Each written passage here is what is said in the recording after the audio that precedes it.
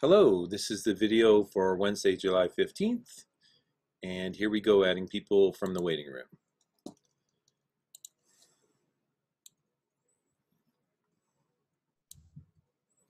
Hello, Hi, how's it going? you going good? How are you guys? Good. Good. Also, Greg, I might need a little bit more time on my presentation. I was supposed to present today. Okay, I might need another day or so, if that's all right. that's not a problem. Okay, thank you.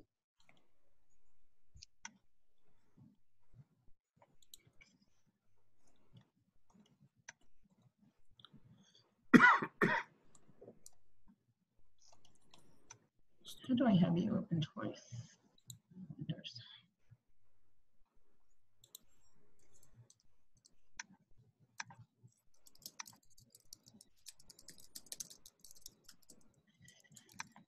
Oh,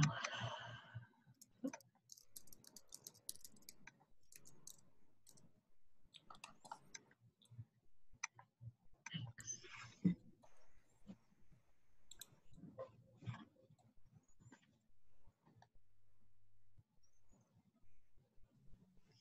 I disappeared to start talking about Animal Crossing. Hi.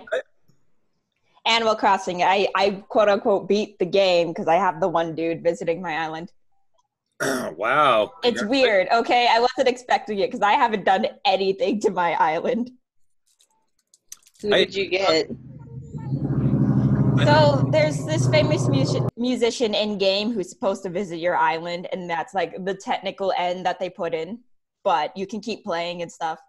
But now I can terraform and shape my island the way I want it to be shaped. Nice. Was it K Slider, if I remember Yep. correctly? Oh, that's so cool.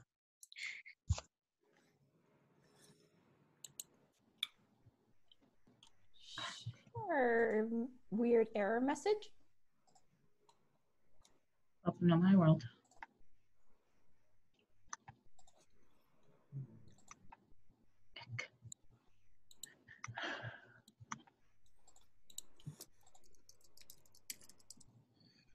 Okay, well, I am bringing up the attendance, and I'll start taking that as you guys are jumping into class here.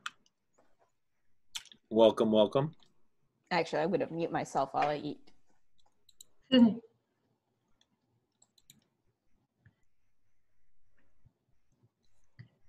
is this? Okay, let's see who we got here.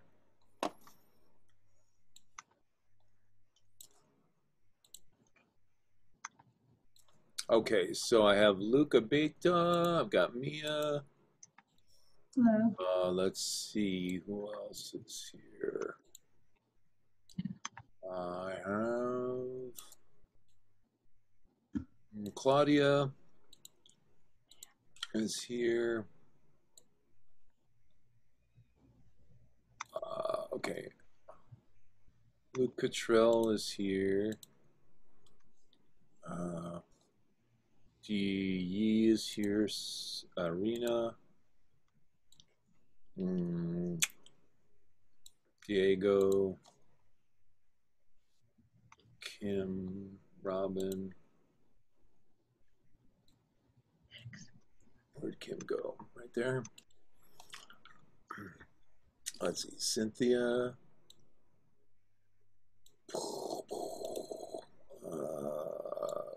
Eric is here. Carolina. Yeah. I think that's everybody. Oh, and here's Brianna. Okay. So, I'm missing Marco, Adrian, and Alma, I think. Hi, Luke. Hello. How's it Just going? trying to get my, oh, good. Just trying to get the, the phone configured with the system. Okay. Kind of a pain sometimes. I don't know why, but I'm not going to be able to turn on my video, so I'm waving at you guys, but you can't see me. Okay, well, sorry to hear that. It's a little fun to see everybody.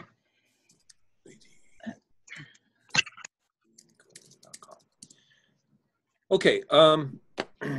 Well, so the person who was working on their presentation for today needs like one more day to finish it. So we're not going to have a presentation today unless somebody who was still working on their presentation from previously has finished it and is ready to give it. Are there any of those people running around that will jump to the front of the line? Luke, is yours done? I can check real quick I can like, go with it. Okay, why don't you take a look? You could get it over with and be done. Of course. All right, well, take a look. Now, while Luke is looking, I wanted to check in with you guys and see if any of you have finished all 10 Illustrator projects. And if you have, I'm going to put your name on a list here because you're the first people whose folders I'm going to check and give grades to. Now, what I mean by that is, I'm assuming everybody's going to finish all 10 Illustrator projects and eventually put them in their folder.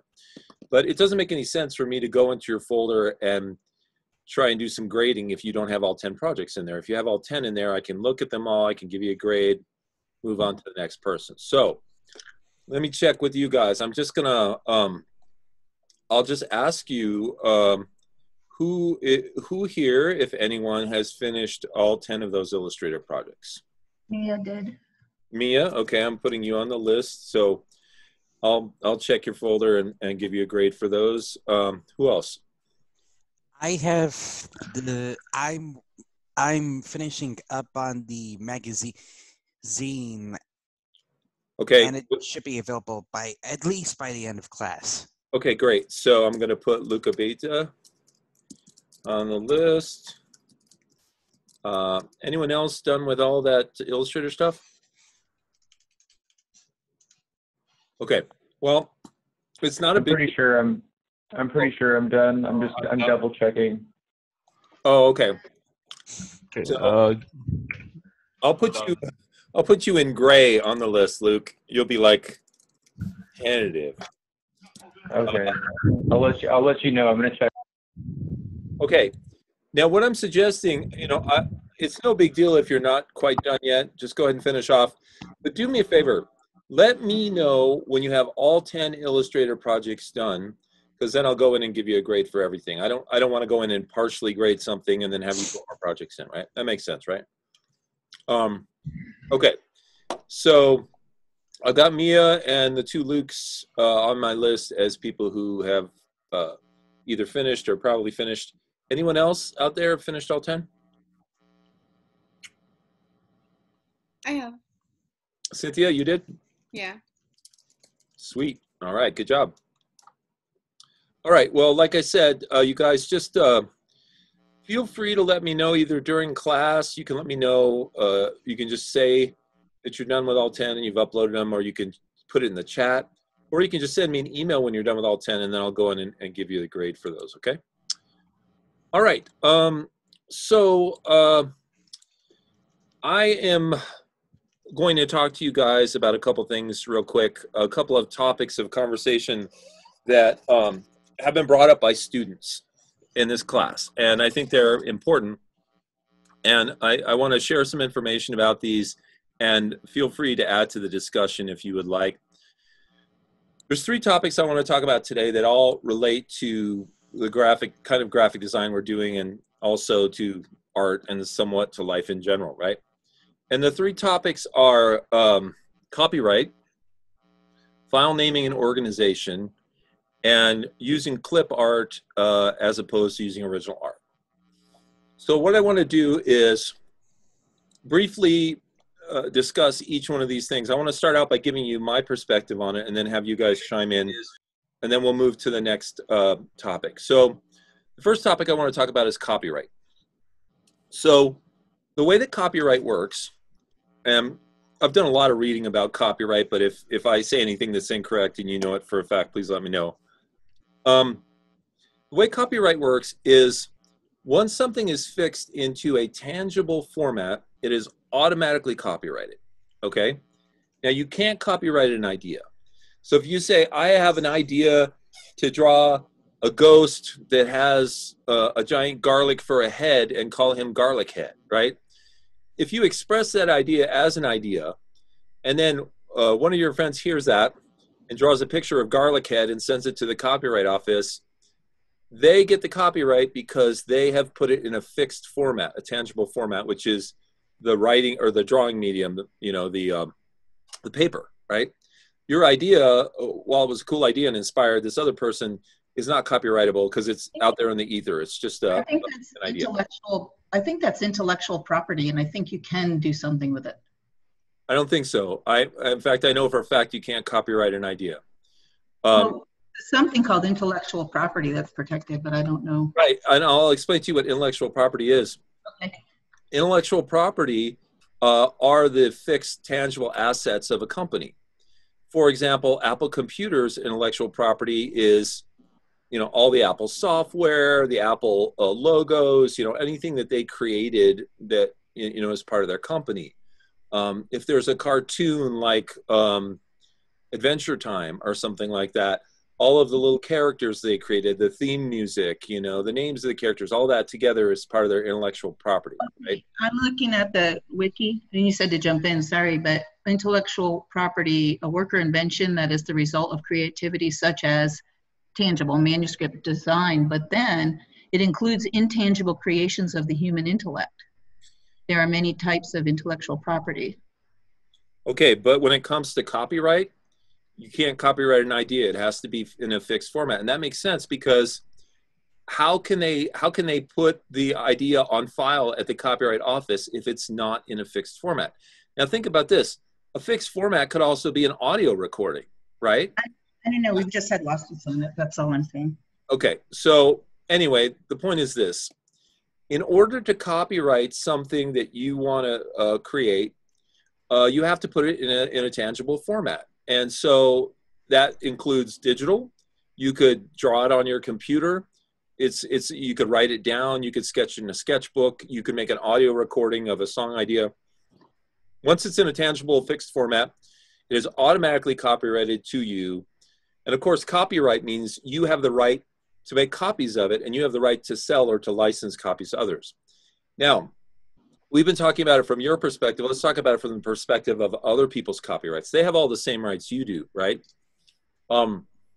Which means that you cannot just go online and grab somebody's work and use it without their permission, right? Everything that's on the internet is automatically copyrighted because it's in a tangible fixed format, graphics, right? Text, which means the internet is not a free-for-all. You can't just go find a good picture on a cool website, take it, put it in your poster, and then sell it, right? Now, in addition to the automatic copyright that you get for creating something in a fixed format, there's a higher level of copyright which occurs if you send your work into the US Government Copyright Office. They charge a fee of like $35. You fill out an online form and you send in a copy of your work in whatever format you made it. They run a little search to make sure nobody else has created that exact thing, and then they issue you the copyright, right? Now, when it comes to using work from other people, once again, you're not allowed to use somebody else's work unless you have their permission, because it's automatically copyrighted, and that includes everything: video, music, you know, drawings, text, whatever. However, there are a couple of exceptions. One is for criticism, right? If you're writing a review of a movie, you're allowed to quote the movie and even put some pictures of the movie, in your review. The other is satire. If you're doing a satire of something, you can use a small percentage of that thing in your work. An example would be Weird Al Yankovic doing a parody song on, some famous song that was out there. He can use, he can automatically make a parody song and be covered by copyright. He can use their melody, and even he can, re-record their music and then change the lyrics because it's a parody. But by the way, Weird Al Yankovic always asks permission to do parodies from the artist, even though he doesn't have to. He's legally entitled to do it. I wondered about him. Now, there's another exception to, there's two more exceptions to copyright law. One of them is educational. You can use a small amount of copyrighted material if you're doing an educational, some sort of educational process, right? Like if I want to show you guys how cartoons are drawn, and I take a small amount of Snoopy cartoons or, you know, any cartoon from the last 100 years, and use that in my example, that's valid because it's an educational purpose, right? Now, most of those, you know, common sense, people will use them in those industries or whatever. The one that will most directly affect you is what's called fair use. And fair use allows you to use a small piece of somebody's work without incurring, you know, copyright fines or violations or anything like that, as long as it's not enough of the work to confuse people as to your work and the original work. I'll give you an example. Let's take some really famous icon like Superman, right? Superman has this triangular S on his chest, which is a symbol that's been around for 100 years and everybody knows what it looks like, right? Now, if you took that symbol and you changed it from red to blue and put it on your stuff, you're violating copyright because it looks just like the Superman symbol. But if you took that symbol and you changed it to a Q, or you put in an S that was a different font, or completely created your own font or whatever, now you're doing fair use, which means you took a certain part of somebody's work and you recreated it and made an original work out of it. That's how copyright works, right? So why all this discussion about copyright? Well, it's so that you know what's usable and what's not usable on the internet, right? And I think I showed you in an earlier class, you can do a Google search and you can click advanced tools, and then you can choose search for a copyright-free material that you can use personally and commercially. And Google will return results of websites that have photographs and vector art and all kinds of things that you can use basically for free, or maybe just for giving credit to somebody. Attribution is what it's called, right? A question on this. Yeah. Because I did go to Vecteezy and I did free downloads that had wanted me to do the credits. Okay. The link, and I put that in my magazine. I actually put the links, the credits in there. Okay. But I also altered some of their vector art. So then did I not technically have to? Well, it depends on the degree to which you altered it. And so here, let me go. I'm glad you asked that question, because let me go back to, let's say there's a court case. Let's say that there was a figure, let's say there was a drawing of a Christmas tree. I'm just using weird examples, you know. Let's say there was a drawing of a Christmas tree that was very specific, right? And you got that from a vector art site, and the vector art site said, hey, you have to give us attribution for this, right? And all you did on that vector tree was you changed it to blue and you changed a few icons, but the silhouette of it was identical, right? Yeah. You haven't changed it enough to call it an original work, because somebody could look at those two works and be confused. They could say, oh, this tree looks just like this one. It's probably that Vecteezy site made these trees, right? Now, if you took the tree and you changed the silhouette of it so it looked like a very different tree, now you have your own copyrightable work and you no longer have to give attribution to Vecteezy. Yeah, okay, so one I just put blue shading on, and another one I put polka dots on it, so that doesn't really sound like it. No, it really has to be, like I said, the rule of thumb, and the weird thing about copyright law is it's inconsistent. Like sometimes, like back in the 70s, George Harrison of the Beatles was sued because his song My Sweet Lord was virtually identical to a song by the Chiffons called He's So Fine. And you can look it up on YouTube, and when they play the two songs, it's the exact same melody, right? He lost that lawsuit, right? But sometimes you'll have you'll have two songs that are similar, and they'll go to court, and the judge and the music experts and everything will say, well, no, there was enough variation in the theme or whatever to make this an original work. And sometimes the copyright complainant, the person who believes their work was stolen, sometimes they'll lose. So the copyright law is kind of inconsistently applied. But the rule of thumb I always use is, once again, somebody could be confused that your work is the original work. If it looks too much like the original, Yeah. you're violating copyright. If you change it enough that there's no chance that the layperson could confuse the two, you're probably okay. Okay, so I did put the credits in. I'm glad I did, but Well, in worst case scenario, I mean, if all you have to do is give somebody credit, you know, just do it. You know, I mean, what have you lost, right? yeah. Now, this ties into one of the other topics. Well, let me stop right there. Is there anything anyone else wants to chime in about copyright or questions? I had one question about like why would you go to the extent to get like a higher government, like a federal copyright, if you're already like automatically copyrighted by making it into tangible form? Well, it's a good question. And the reason is because of lawsuits. So, okay, Luke, let's say this is an imaginary scenario, right? Let's say that you and I are having this conversation and I tell you my idea about Garlic Head, right? You go out and you draw a Garlic Head, and now I take you to court because he becomes a really popular cartoon character, right? Now, of course, the thing is, if you took Garlic Head and you sent him into the copyright office, what they would have is a date. They would say on July 15th, Luke fixed this idea into a tangible format. And so anything that comes after this is not as strong a protection as what we're giving to Luke, right?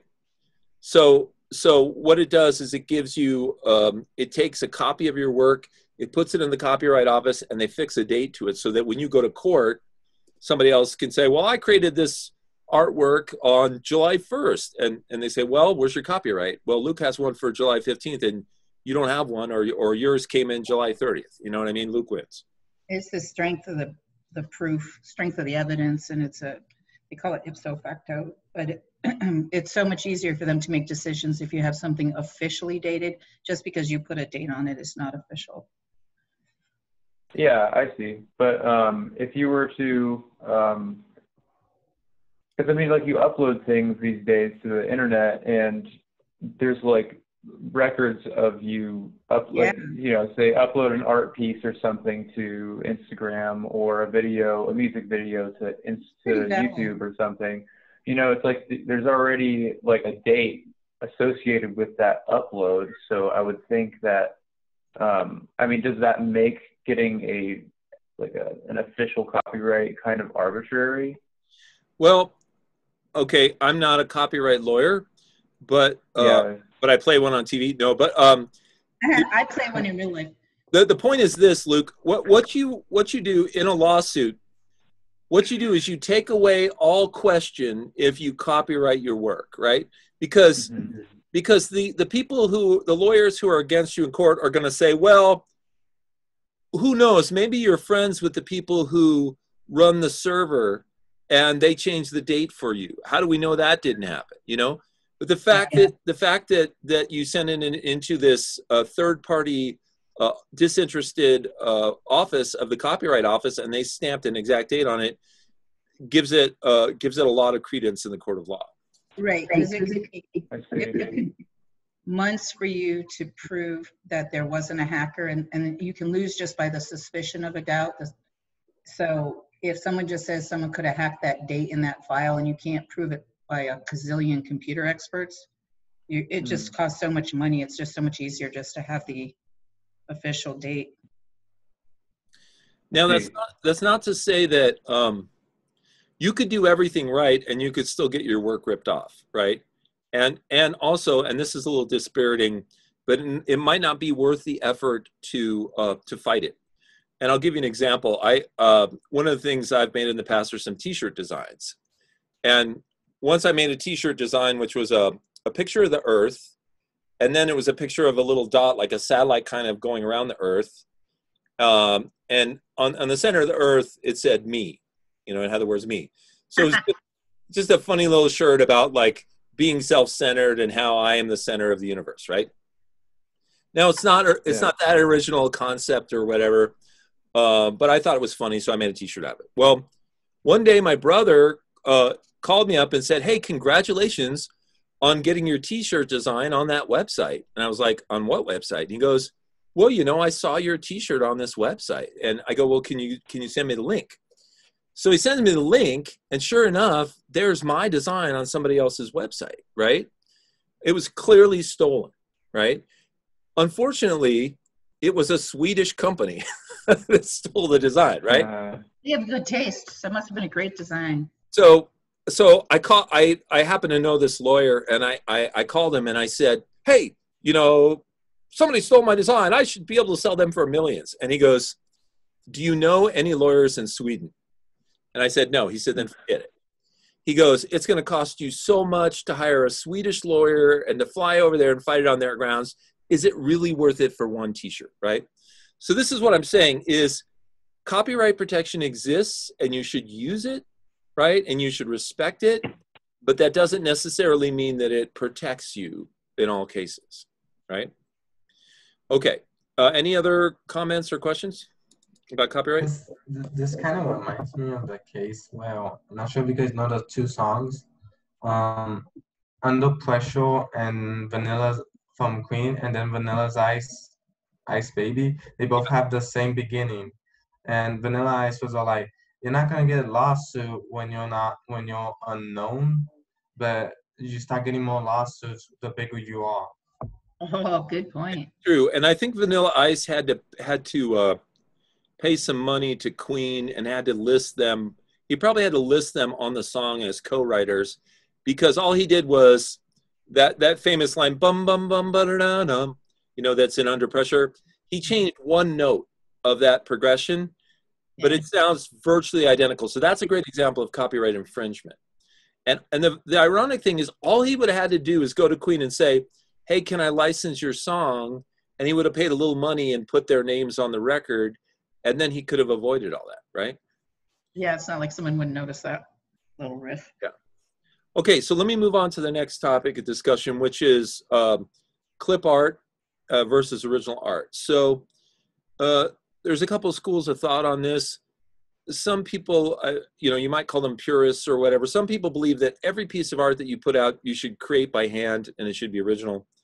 Some people believe it's okay to use clip art. Some people believe you can do a combination of the two, right? You guys are welcome to believe whatever you want to believe. I'll tell you, my personal philosophy is that you don't have enough time in the day to create everything you want to create. So more than likely, you would be greatly assisted by using other people's work to assist you in the creation of your work. So let's say, for example, you want to create a magazine ad of a little boy running in a field, and you're really good at drawing people, so you draw the little boy, but you go out to a clip art or a free resource site and you find a beautiful field and you either pay for it or you give attribution for it. And the combination of your boy and their field makes the perfect art. It makes the world a better place because there's more cool art in it, right? I have no problem with that. You know, some of you guys may not feel the same, but I just wanted to let you know that I think in the world of professional work, I think that kind of thing happens all the time. I mean, why are there so many, you know, resource sites for photos and music and clip art, vector art, and stuff like that? Why would those exist if professional artists weren't incorporating them into their work, right? Okay, so anyway, that's my 2 cents. Anybody want to chime in about that? I'm trying to figure out how to word it.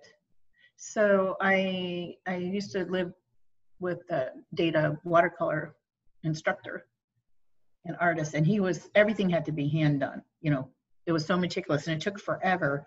So is that one type of artist that, you know, and maybe their work there's only one every 900 years, but, and that's not true of him. He was very prolific, but maybe they charge more, whereas the other person can get more done and get more exposure, and I don't know, maybe they're not going to charge as much. Maybe they are.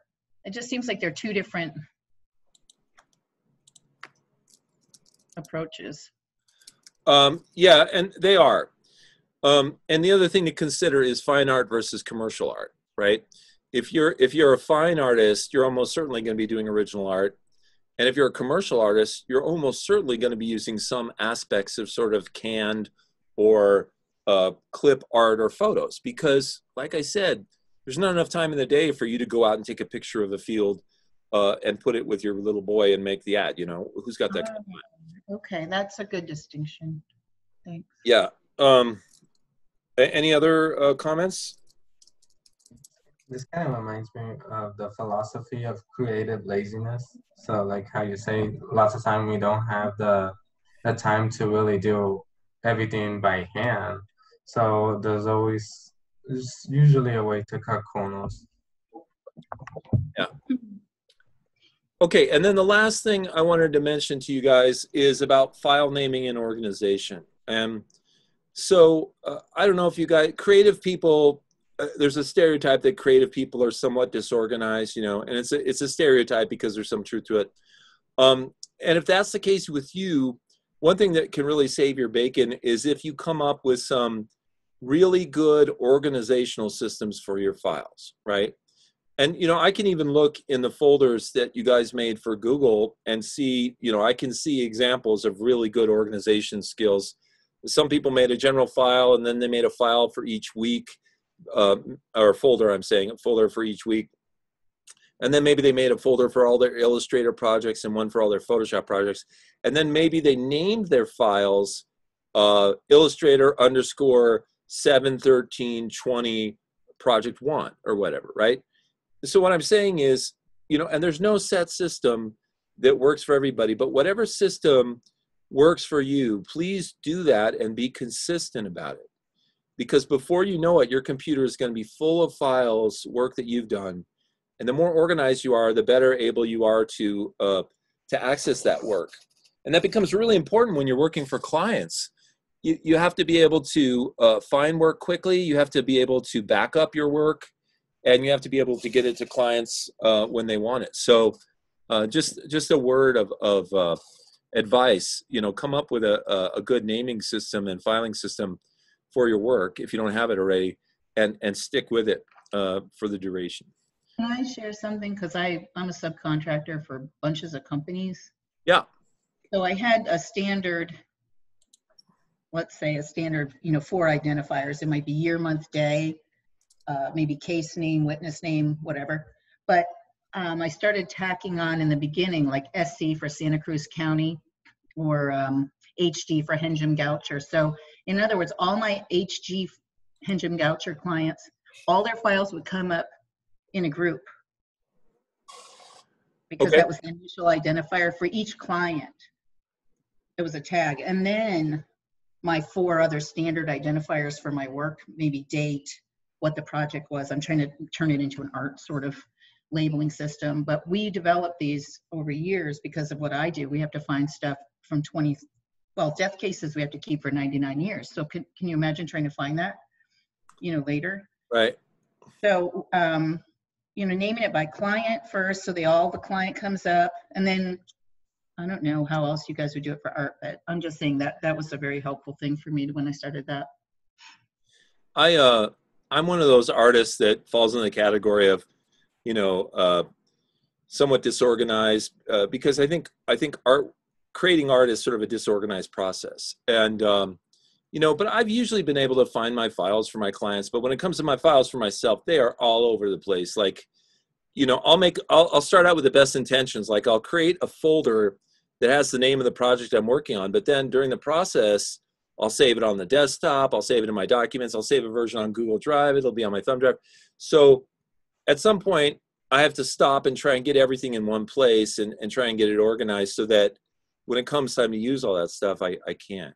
Well, and there's another thing when you rename files, when you save them in different places, you know, that can really give you trouble, because then you got 3 versions with 3 different names. But your Seagate and a lot of the backup hard drives will go in and just get any new or modified file, and it will keep a running thing. So if you changed it, added a line or something.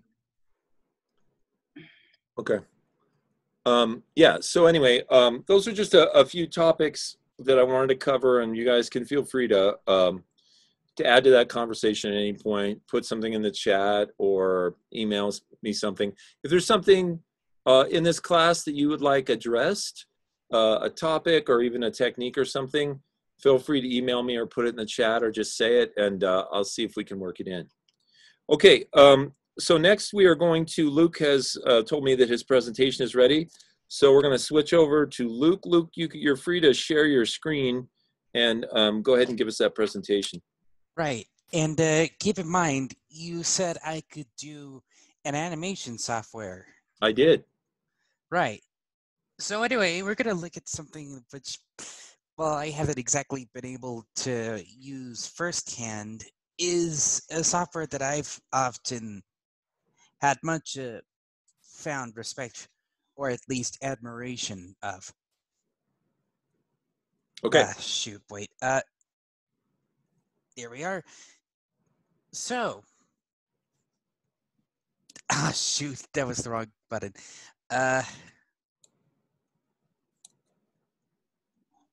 Sorry. Source Filmmaker. Sorry, I may have done this at the wrong track. But anyway, Source Filmmaker traces back to its creating company that is Valve, which was founded back in 1996 by Gabe Newell. The Source Filmmaker was used basically as the animation for the Source Engine, which was the video game software that they used.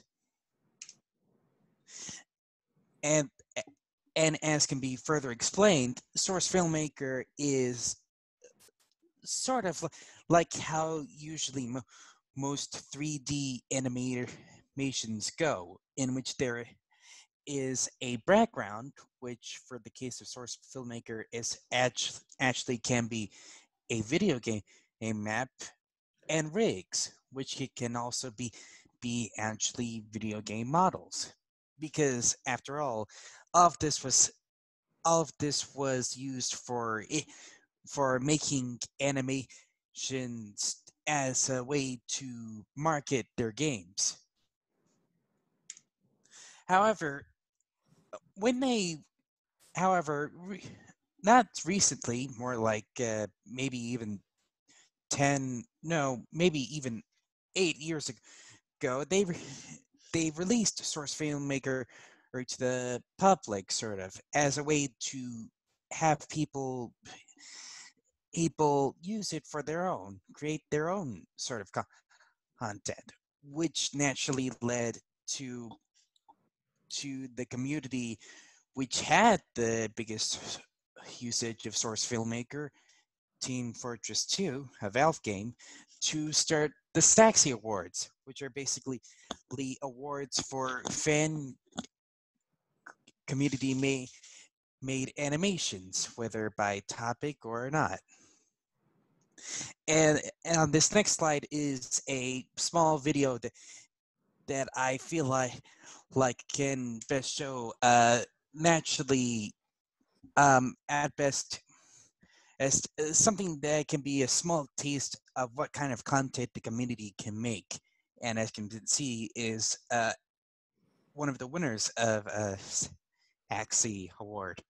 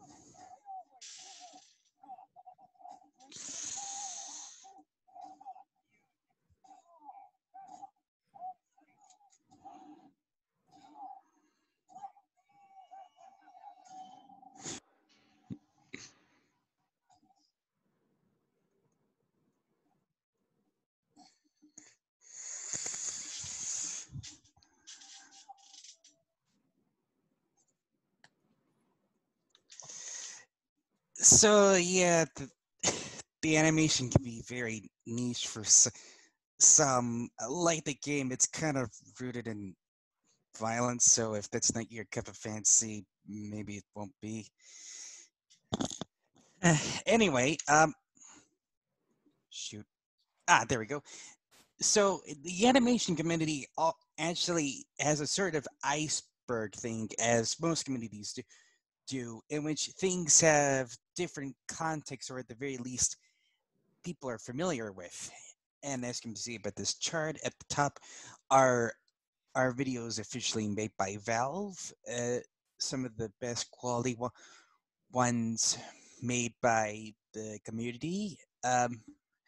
This is an example of a animator doing a fanimation based on another IP of video game, in this case the Fallout series, and this one represents the ones that require either a lot of context to understand or a specific brand of humor that has been grown in this community. And that's pretty much it. Thank you for watching this. Yay!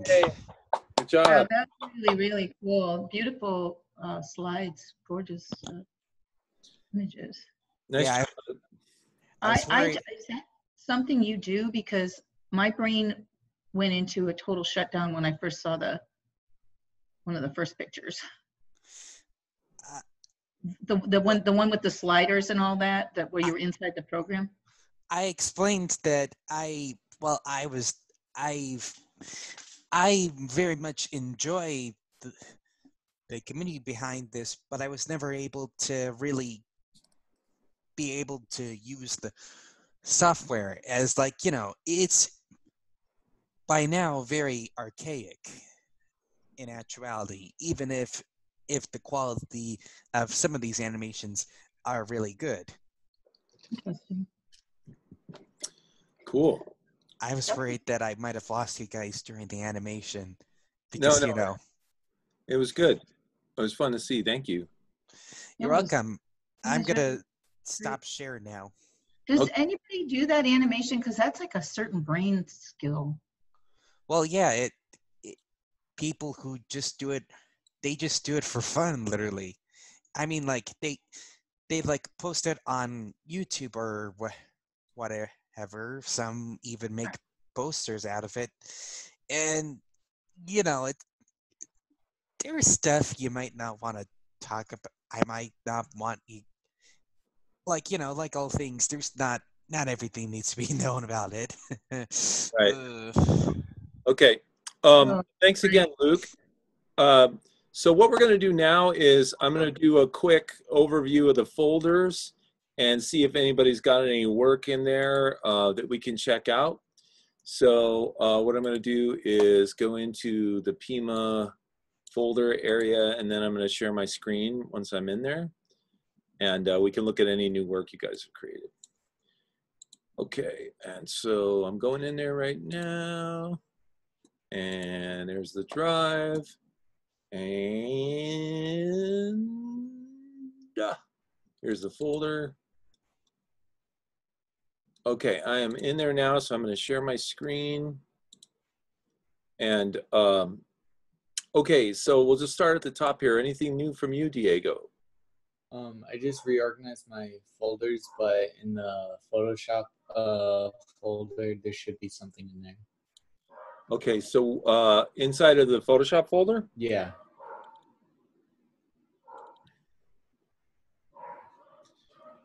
Okay, and there is your fruit, and you a white bar there. Yeah, Diego's fruit bowl. Okay, and some extra white down there, right? Yeah, but it looks good. I mean, you did a good job copying the. Is that a peach? Is that what that is? I think it was supposed to be like an apple. It's like a tiny apple. Yeah, the instructions weren't very too specific, but I just went off the image to sort of replicate it. Okay, yeah, and you did a good job. I mean, you recolored the background, you colored this little apple and made a clone of it, so, and got rid of the hole in the pear, so it looks good. Thank you. Okay, anything else from you? That's it. Okay, and then we have, I think, Cynthia. Anything new in Cynthia world? Yeah, I have the Illustrator Final. Illustrator Final, right here. Ooh.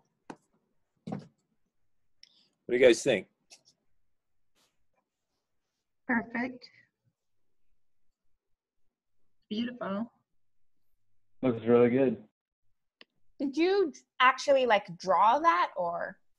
Yeah, I wanted to play and like to practice with the pen. I like your color choices. Thank you. Yeah, I especially like the rainbow colors on the edges.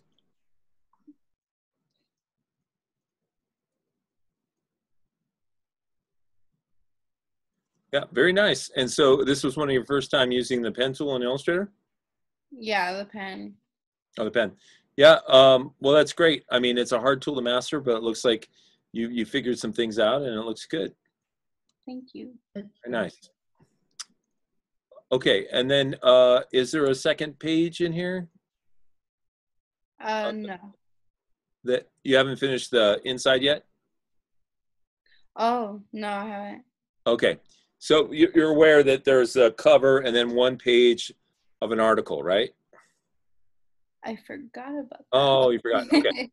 All right. Well, yeah, all you have to do is make a single page that is like the first page of an article. Okay. Okay. And then you'll be all done with the Illustrator stuff. So it looks good. Okay, Eric, anything new from you? I just have the first Photoshop assignment. Okay, so fruit.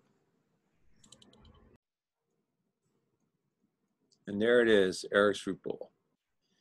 Looking good. Very nice. Okay, and then we have Carolina. No, I haven't got anything new yet. I'm finishing up the magazine one. Okay. Kim? Can't hear you, Kim. You're muted. I almost have the brain cells today. I do have new stuff. I was looking for the picture for my magazine cover. I have to find one of my many cosplay pictures. Okay, so what should I open here? So right now I have the color scheme and the mascot. Color scheme, which is that? Oh my God, that's a lot of colors. So remember when you said simple was good? Yeah, you decided to go the other direction? Yep. Okay. The Native Americans call that a contrary. And there's your mascot. And there is my mascot. To be fair, the multiple colors are in the end of the paintbrush. They're in the paintbrush and then they're in her little paint palette earring. Oh, that's adorable. I love that paint palette earring. Oh, I didn't see that. I didn't have it big enough. Yeah, it is kind of small for us. That's cool. Beautiful. I feel sad for this character that she doesn't have feet. You don't need feet. Feet are gross. It's a beautiful illustration, Kim. Thank you. I cried while making it. Aww. I cried specifically just coloring it all in Illustrator. Because as you can see, my art is not exactly a solid shape friendly. All right. Which is why you love Photoshop. Yes. It's the ungrounded artist. No feet, floating up in the creative world. Maybe she just exactly. Maybe she just floats above the surface because she's an artist. Yeah. It kind of looks like hooves, like a deer, like a fawn. Oh, that'd be cute. Oh, that would be cute. And give her a little tail. Yes. Or she could be like a witch and she rides that paintbrush instead of a broom. And there's just like a paint trail behind her. Yeah, that's a good idea. Okay, well, I think you did a great job, Kim. I really like that. Thank you. Okay, and then anything else from you? That's it, but I should have my magazine cover later today. Okay. Hey, Greg. Yeah. If I get disconnected because there's a storm happening outside, like a very violent storm, and I got disconnected, if I get disconnected, and can you send me like an email of what I have to do? Yeah, I'll keep an eye on the. I noticed you just got disconnected, and I brought you back in. If you get disconnected and you can't come back, just look on the class website. The assignments for today are there. But when I get disconnected, there is no internet. Oh, send you an email. Okay. Yes. And I can access it through my phone because my phone does work, but the computer, it doesn't work. Like it just Okay. goes out. All right. I I'll be did happy to do that. Thank you. I did the Zoom meeting on my phone.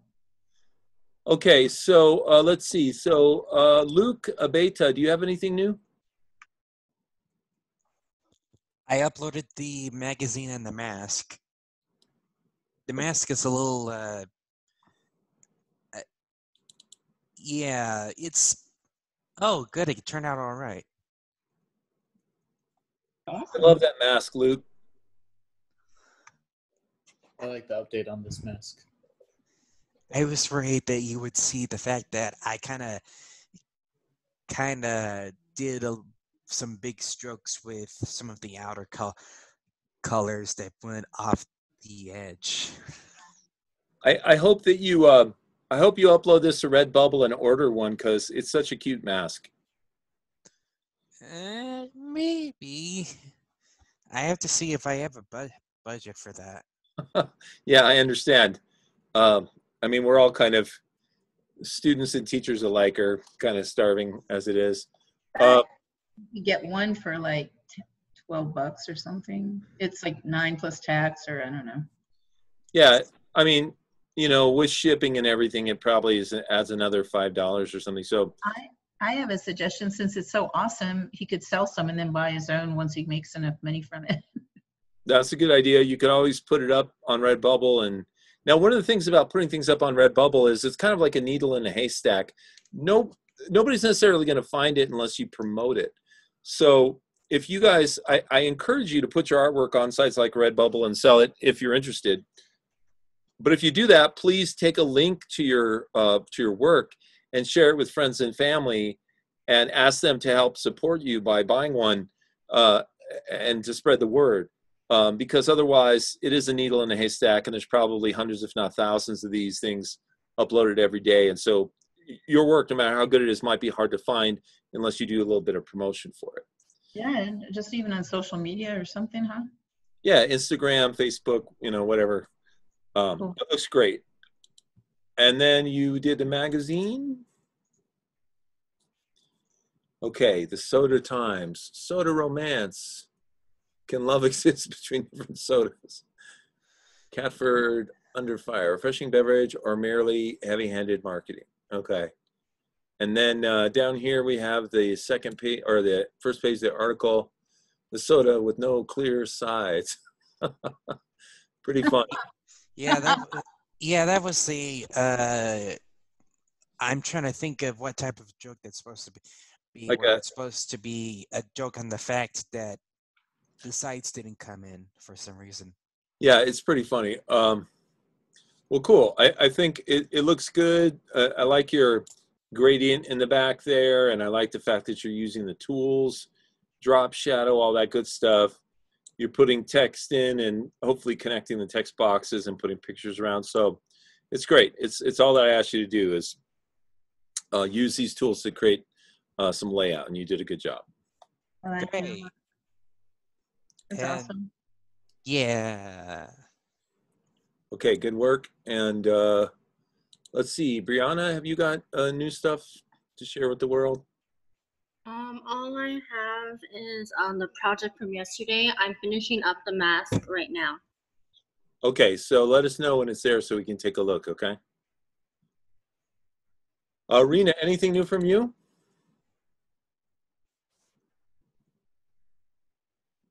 Rena, are you there? Hi, sorry. Okay, anything new? I should have my magazine up there. I did an update on my mask finally, like a finished project. And I think that's it. Okay, Sea Turtles Weekly. I wonder if that's a real thing. I'm not sure, but my mom, she requested, is like, oh, can you do like a sea turtle magazine? I'm like, okay. Okay, Mom. Yeah, pretty much. I wonder how much work gets created by the inspiration of graphic designers' moms. Yeah, really. Okay, that looks great. And then the There should be like a part 2. this. Okay. Yeah. I love the Lorem Ipsum title. Yeah. And then the cute little sort of turtle hieroglyph or whatever that is. Oh, I'm glad. Yeah. Really cute. I think mom's suggestions are really working out between the Black Mom's Rock and the sea turtles. Yeah, really. Did you make that little turtle? No, I didn't. I found it online and I made sure it was like something that you can use for like free to use. And I just I see. looked it up and it was just like, oh, let me see if I can find some transparent ones or all that. And I found that with like different colors, but I thought that the green could probably like stand out a little bit more. Yeah, it's a beautiful Yeah, it color. looks good. It's a nice contrast to the blue. Yeah. Cover's really beautiful. And then you have a mask. It should be in there. It should be updated. This one? Yeah. Great. Nice. Yeah. All right, looks good. That's going to be so pretty. You should get one of those. So, Rena, are you done with all 10 Illustrator projects? I think I might be forgetting one. It might be the perfume one. Okay. Yeah, double check, and when you got that finished, let me know so that I can give you a grade for all the Illustrator stuff. Okay. Looks good though. Yeah. I don't know also, sorry, I should have said this, but I also finished yesterday information for like Photoshop as well, but I don't think we need to see that right now, I guess. So you finished the fruit? I finished the fruit one, yeah. Okay. Well, that looks good. Yeah. Glad. Very nice. Sweet. Okay, Milo, anything new? Or wait, let me check. Yes, anything new from Milo? Yeah, I have the first Photoshop. Photoshop.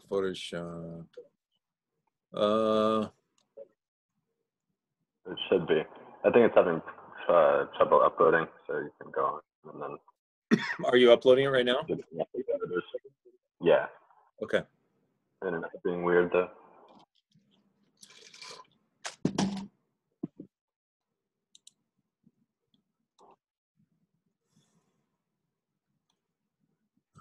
Yeah, you can go on first until I get it up there.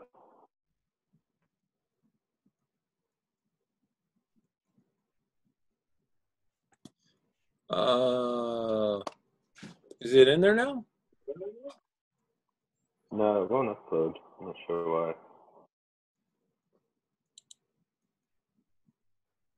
It's not working on my end. Okay. Well, why don't you go ahead and continue to try uploading and let us know when it's there, and we'll come back and take a look at it. Okay. And then Adrian, anything from you?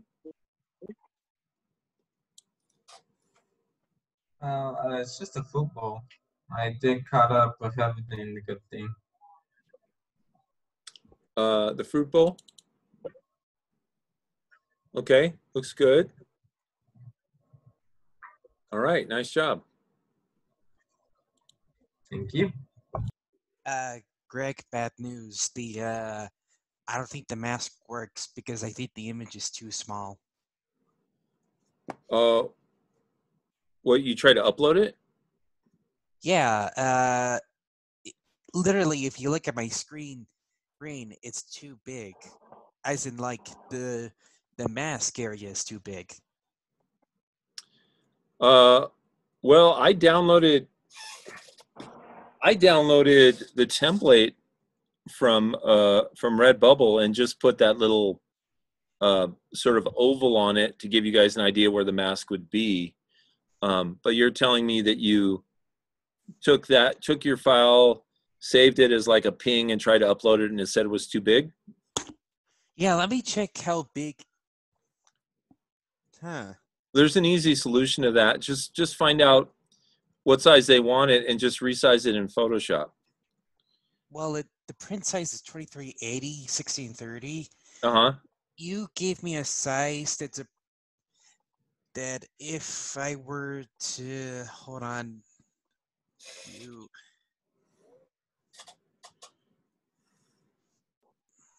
damn it, I'm trying to figure out what it is, because currently the maximum pixels I see is 600 by 360, so that's not a good idea of how big it is so far. Okay, well, let me go in and grab your mask and see what the deal is with it. Dimensions was like 4.6 by 7.25 or something like that. Okay, I'm gonna download your file and open it in Illustrator.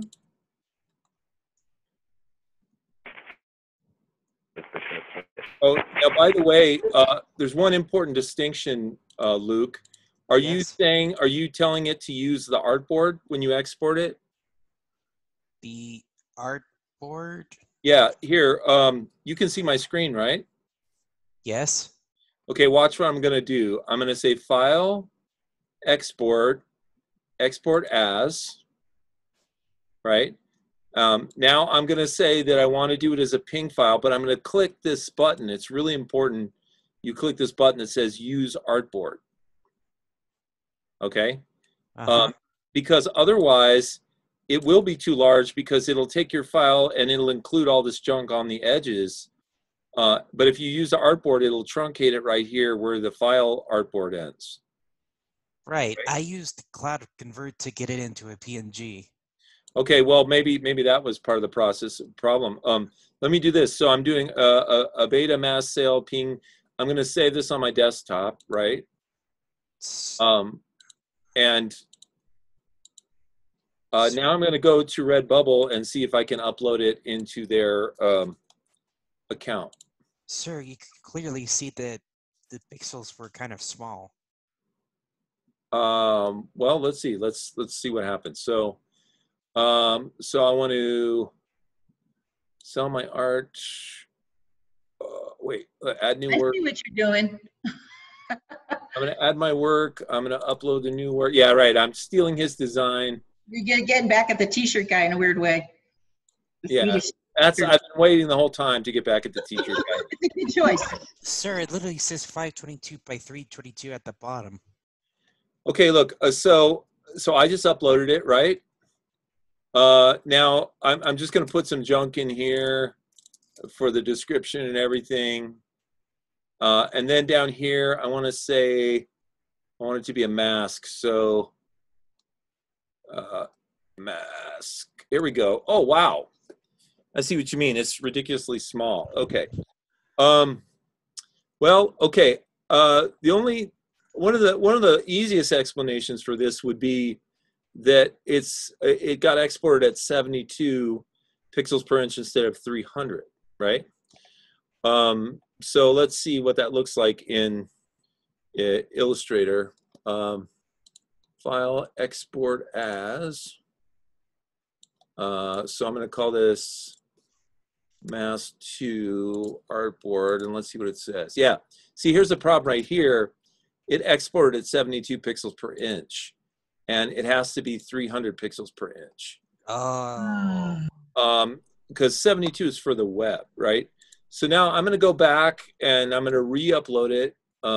So whatever, I'll just say only me, not mature content. I have the right. Okay, great. Now let me upload a new one. So it's uploading it. It's jacked up. We don't care. Okay, now let me go ahead and upload more work when it's all done. Okay, great. So now we want to sell my art, add new work, upload new work, beta mask 2, open, put some junk in here for the name and the description, right? Come all the way down to the mask and hope that, yeah, there you go. See how it feels like a real mask? Yeah, it does look like a real mask. So now, so see how it says disabled here? So you have to click on that. Now it's enabled, right? And then you come down here and you say, you know, if you want the public to see your work, you click that. If you want to keep it private, you click that. You say that this is not mature content, and you say that you have the right to use it. And then you hit save, and now it's available for the public, right? Sir, did you just upload mine? Yeah, and I'll take it off. I'll delete it right now. Thank you. Yeah. Hey, if you guys do put them up there, I need some guy masks. I got stuff for the girls in my family. I'd love to get classmates' guy designs for my sons, my nephew. I have a very small family and one nephew. You want a space one? Yes, please. Could you can do guys send that. me links? Okay, so now I'm going to delete this. I'll buy them. And I'll buy a You want beta. one with like, you know, with a bunch of like trucks and guns. Absolutely. I'm kidding, but mine are girly. Mine look really too girly. My sons are not going to wear pastels. Well, they do, but not the way that I designed it. Okay, Luke, that's all gone. Yep. Yep. Okay, so now going back to the class, let's see. I got mine uploaded for football. Okay, so Milo, you uploaded your thing? The fruit bowl, right? Yeah. Milo's fruit bowl, yay. Oh, hey, Milo, don't forget to fix that hole on the pear. Right, yeah, I'll do that. Yeah, everything else looks good. Okay. Sir, do you think it's all right if I make it also a sticker? I mean, a pin button? Yeah, you can do whatever you want. You can put it on whatever formats you want. It's fine. Okay, Adrian, we're down to you. I can't recall. Did we look at your stuff already? I think we just did, didn't we? Are you still with us? Yeah. Did we look at your stuff? I can't recall because we were going back and forth. Yeah, it was the football. I didn't have anything else. So Okay, you guys great. decide. We looked at you. I got a little confused here. So Claudia, did we look at you as well? No, I have the Photoshop exercise. Okay, fruit bowl. Mm-hmm. Looks good. Nice red peachy apple things there that look like tomatoes. And good job on the pear. Looks good. Thank you. Okay, anything else? No, not at the moment. Okay, and Mia, anything new? Yeah, several things because I had a question or two. Okay, so here's the fruit bowl. Oh, sorry. Let me get the. Is this me? Yeah.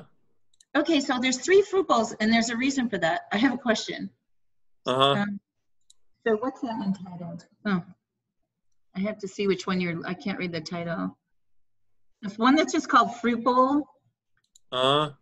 Is that the one that you're looking at? There's a reason I have to separate them out. This one's called fruit bowl. Okay, so on that fruit bowl one, if you look at the right, I don't like that weird trailing black smudgy line. It's part of the image, and I wanted to get rid of it. So then I made fruit bowl copy and better edges because I tried to like cut it and paste it and move it back in because I couldn't get that ooky edge. See that one? How nice the edge is? Yeah, nice. Okay, and then but the next one I was trying to figure out how to do it because I don't know how I did that one. I don't see that ooky edge. Is there a way to do that? Get rid of it? Well, let me download this image here. Sorry. That was my question. And I'm still working on it. I only got one peach, but I colored it and put a highlight on it. You know, I read one with a. Okay. So this is the image, right? Yeah, but that's not the one I was working on though. Well, that can be one of them. That's the one I was trying to fix. That was the copy I made. Go back to one that just says fruit bowl. Well, can I just show you on this one though? Okay, sure. Okay. So there's something called the crop tool, Yeah. and it's the fourth tool down from the top.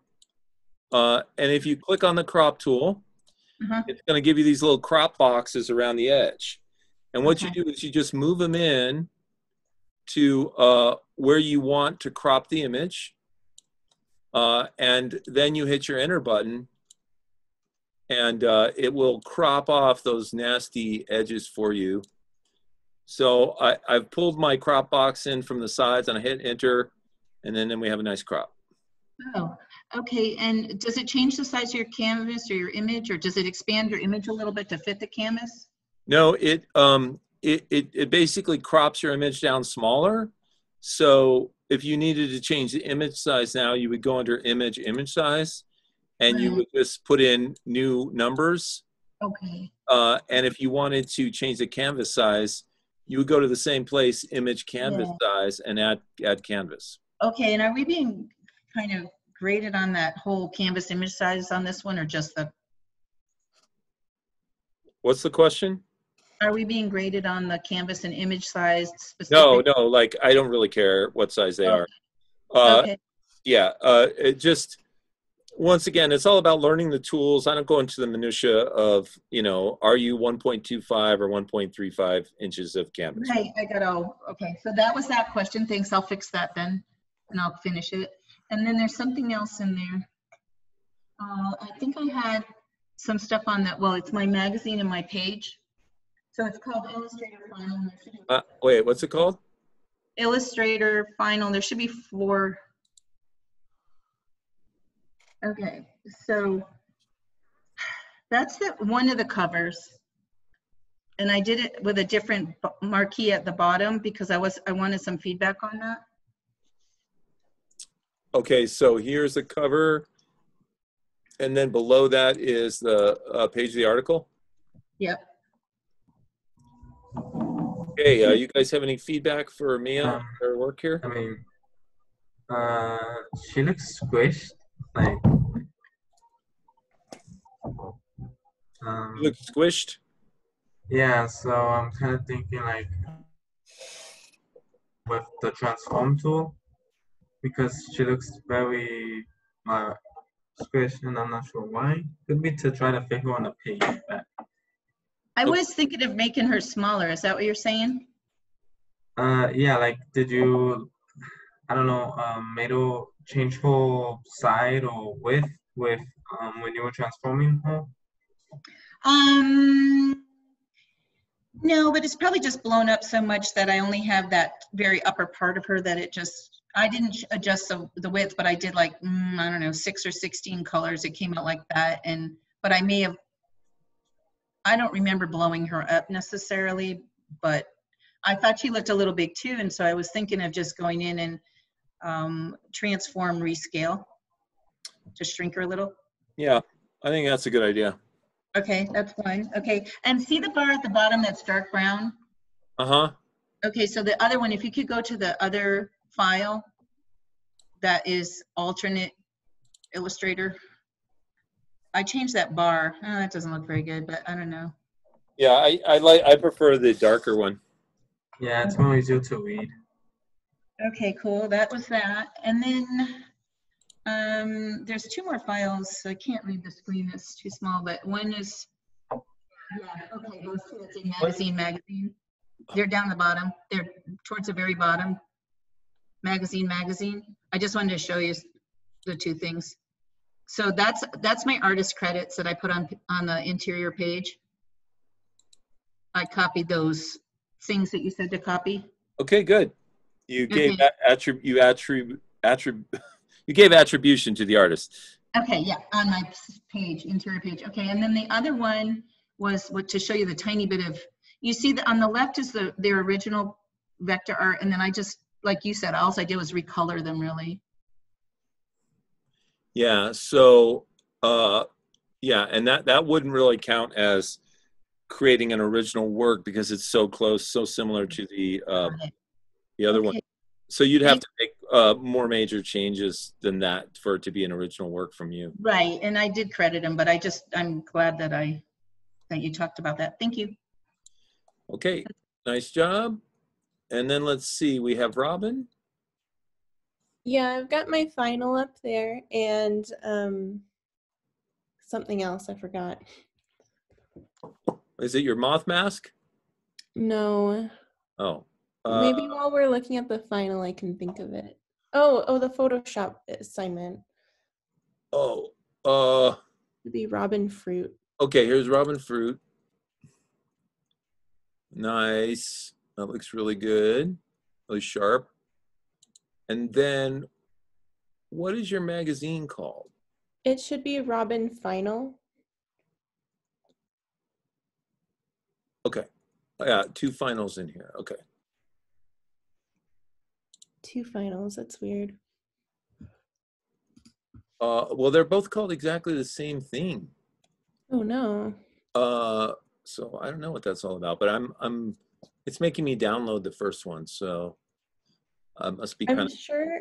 I think what I did is I downloaded one and then I edited one like a tiny bit, and I thought I deleted the other one, but they should be exactly the same.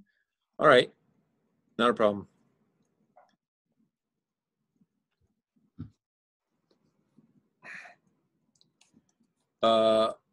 Ooh. Okay, I'm missing the font. Oh yeah, it's when I downloaded it. I mean, it looks fine. What's it called? Gecko what? Gecko Lunch. Okay, maybe let me just download it real quick. Do you know where you got it? Yeah, on DaFont. Okay, great. So for those of you that haven't used a font yet, this is a great example. So you just go there. I got to make my window bigger so I can do the search. Gecko Lunch. Okay, and then you can just download it. Let's see, where's the download button? I think it's because my screen is so freaking small, I can't see the download button. It's probably over on the right. There it is. Download.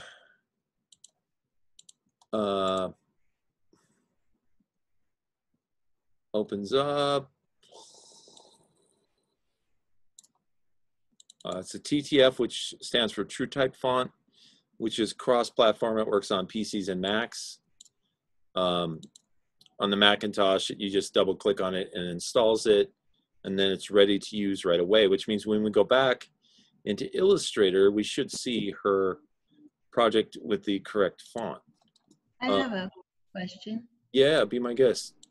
Did you just say TTF is a font that goes between the two, Mac and PC? TTF is a format that works in both Mac and PC. It stands for TrueType font. Right. I guess I knew the name of it.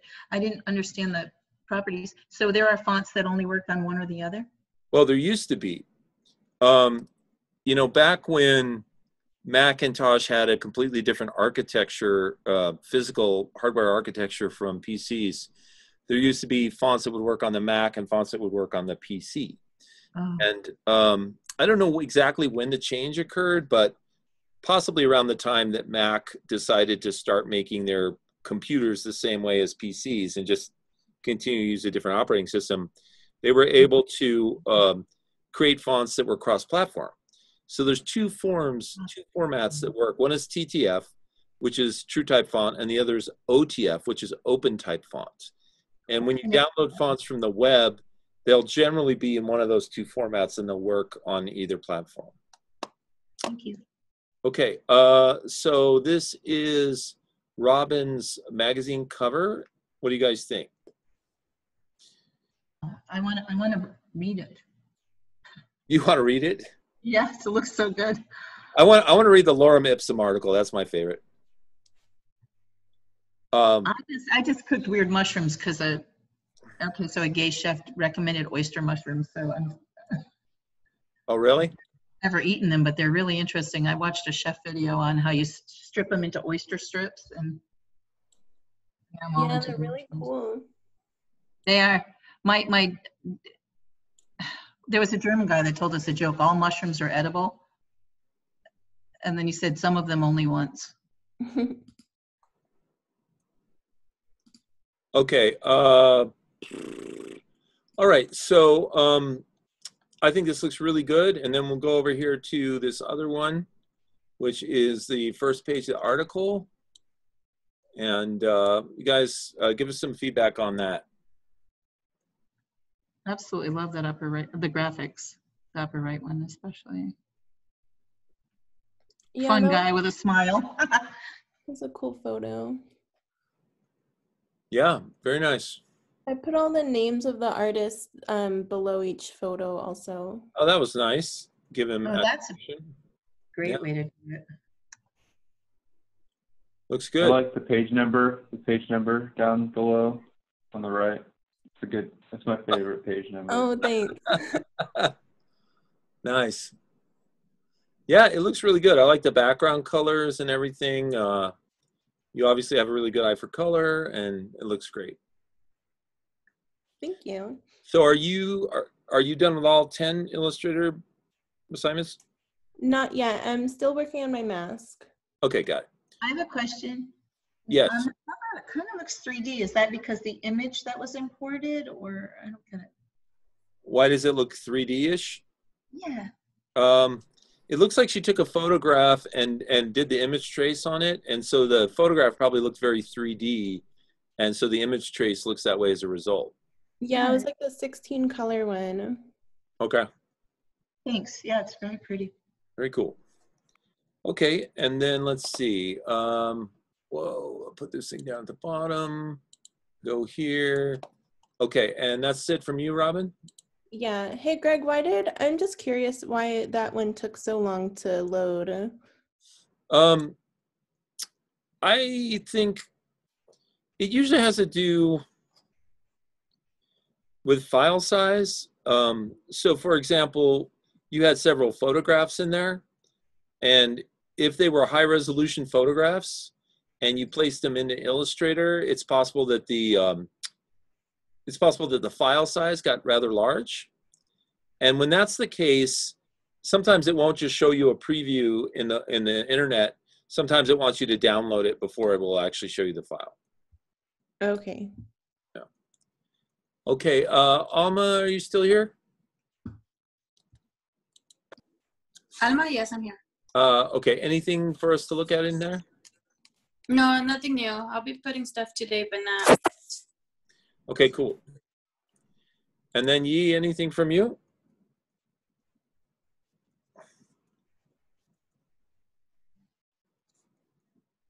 Mr. Yi? Any new work? Hello? Hi, Yi. Do you have any? Yeah, I'm just figuring out my sound setting. Yeah, I have the magazine part 1, part 2 redone, and just the Photoshop thing. Okay.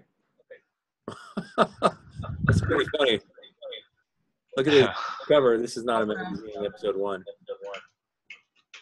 Okay, and then, okay, and this is the article? Yeah, correct. Okay. Oh, yeah. I still couldn't get that stuff, white dots, even after I changed my text. It's still the same. Yeah, I don't know what, that's just clearly a font jack up. I mean, probably the only Oh, no, thing- even if I change my font, it's the same.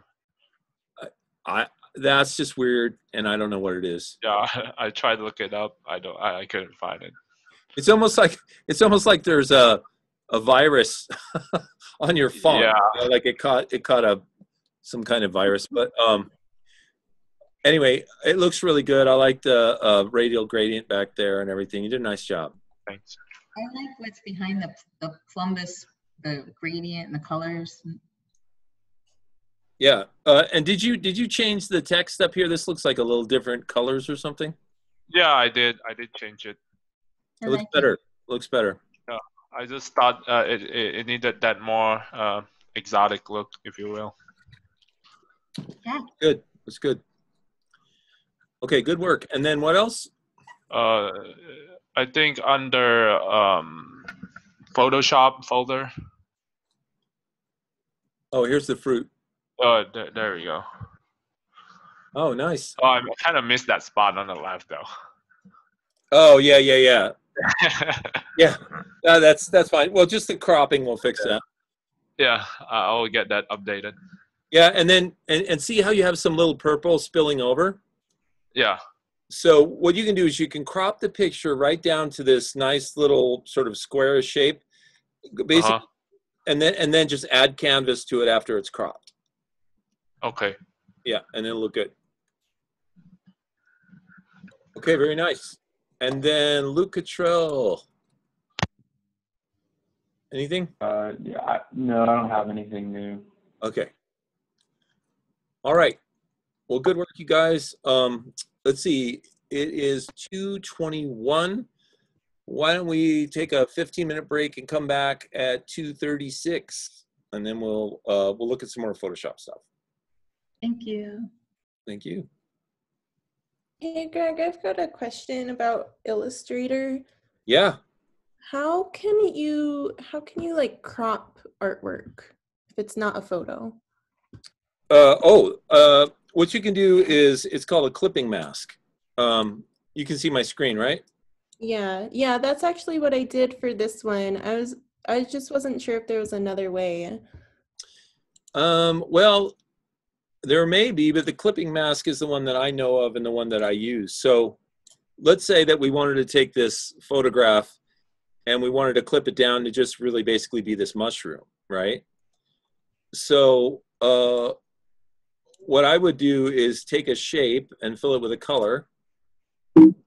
I don't know what this thing is doing, but it's, I guess I have to let it do its thing. I don't know what it's, maybe it's reprocessing all the vectorization of this picture, and so it's taking a second. But basically all I'm going to do is make a box, fill it with a color, and place it on top of your image. Then I'm going to select both the box and the image, and I'm going to say make a clipping mask. And what we'll do is we'll clip the image to the size and shape of the box. If we ever get there. I have no patience for these stupid things. Although without them, we wouldn't be able to do all the great work we have. But, you know, please, you're killing me. You're killing me. Okay. I had that. So did you, after you put it on top, so what? I haven't done it yet. Yeah, you just have the top one clicked, though? Right. So here's our picture, right? So all I have to do is, you know, draw a shape on top of it, right? Then I take my mouse and I draw a marquee around both to select both. Okay. Then you go Object, Clipping Mask, Make. Whatever is the top object will disappear, but the shape of that object will clip out the picture below it. So everything outside of that shape will get clipped out, and everything inside of that shape will be shown. So then I just hit Make, and then there's my clipped image. Awesome. Now, that image is still in there, and if you, I believe if you, what is it, you double click on it, there's a way that you can go in and edit the clipping mask, right? Let's see. And then you can also release, yeah, here it is. You go under Object Clipping Mask and you go Edit Contents. And yeah, sure enough, it's like double clicking on it. And then you can do things like, you can move the original picture around, which will change how the clipping mask looks, right? And then you can go back to, you know, just having it be on your page. And then if at any point you're like, oh no, I don't want this clipping mask, you just click on it and you go Edit or Object Clipping Mask Release, and it basically takes you back to your original image and throws away the mask. And of course, it's going to make us sit through the whole thing again, right? But so here's what the original mask was, and then it takes us back to our original image. Okay, cool. Thank you. Uh-huh. Kim and Professor, did you guys get that email from me? Because I figured I have to shut off those boxes that you hated on the selection tools. Wait, what? I know. I sent you an email. Both you I and have email. I haven't checked. it's in your PIMA email, you guys. I can't totally remember it right now. I did a screenshot. Let me think. I can look for it over here. I started laughing. I accidentally found it. Got it. Yeah, Greg, see if you can look for it because it worked for me. I tried it 3 times before I sent you the alert. Oh yeah, no, I got your emails. Thank you. I need the weird pop-up, idiot boxes, but you guys are tired of them, obviously. Okay. Oh, I can use that. Yeah, Okay. let's talk about that when we come back from break. Yeah. It's so weird using a picture of me on a magazine cover. Not that I don't like it. It's just That's weird. not true at all. That's what my son said to do, was make Ow. myself Time Person of the Year on a magazine. Oh, that'd be cool. It would be if you haven't done yours. Kim, artist. Person who is speaking.